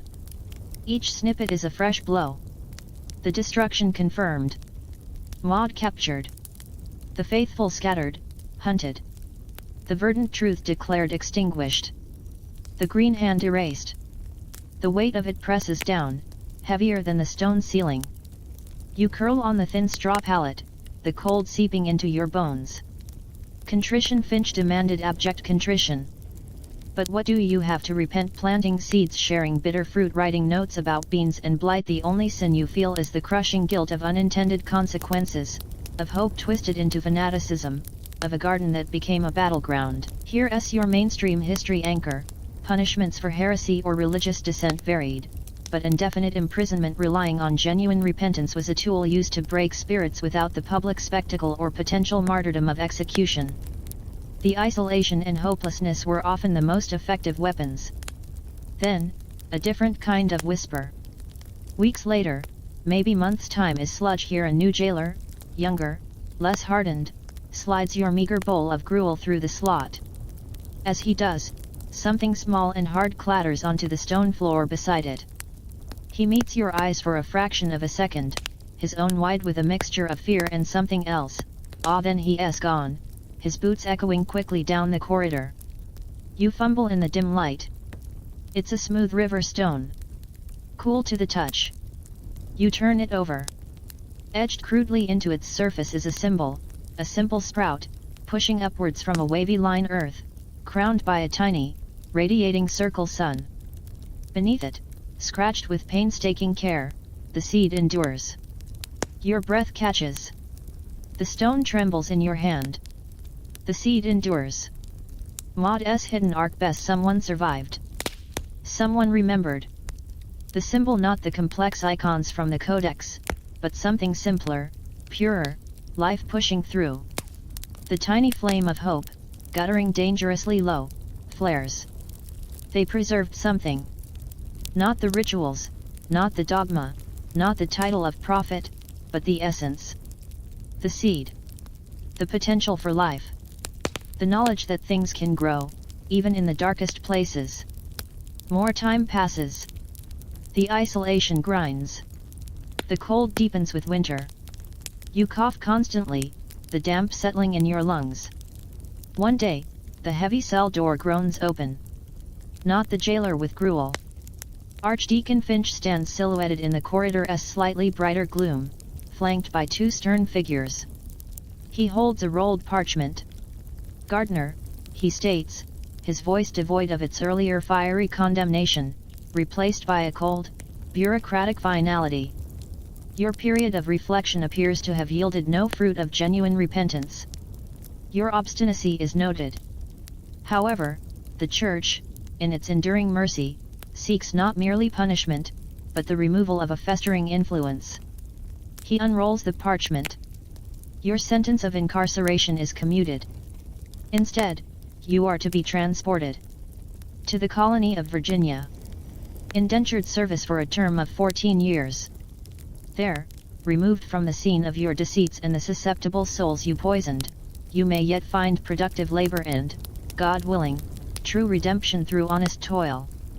He gestures dismissively. "You depart with the next tide. Prepare yourself." Transportation. Indentured servitude. 14 years of bound labor across the ocean. It's not freedom. It's a different kind of sentence, arguably harsher. But it's out. Out of this stone tomb. Into the air. Away from Finch's flinty gaze and the salted ruins of your past. Here's your bizarre historical footnote. Transportation to the American colonies and later Australia was a common alternative to execution or incarceration for various crimes, including religious nonconformity. Indentured servants were essentially temporary slaves, bound to work for a master for a set term to pay off their passage. Survival rates were often poor. As Finch turns to leave, he pauses. He glances back, his expression unreadable. "They, phenomena associated with your activities, have ceased. The garden is ash. The delusions fade. The verdant truth is extinguished. A lesson, Gardner. God's order prevails. Nature, untampered with by heretical hands, returns to its proper, humble state." He delivers the words like a final verdict, a pronouncement on the futility of your entire unintended journey. Then he's gone. You're left clutching the smooth river stone. The seed endures.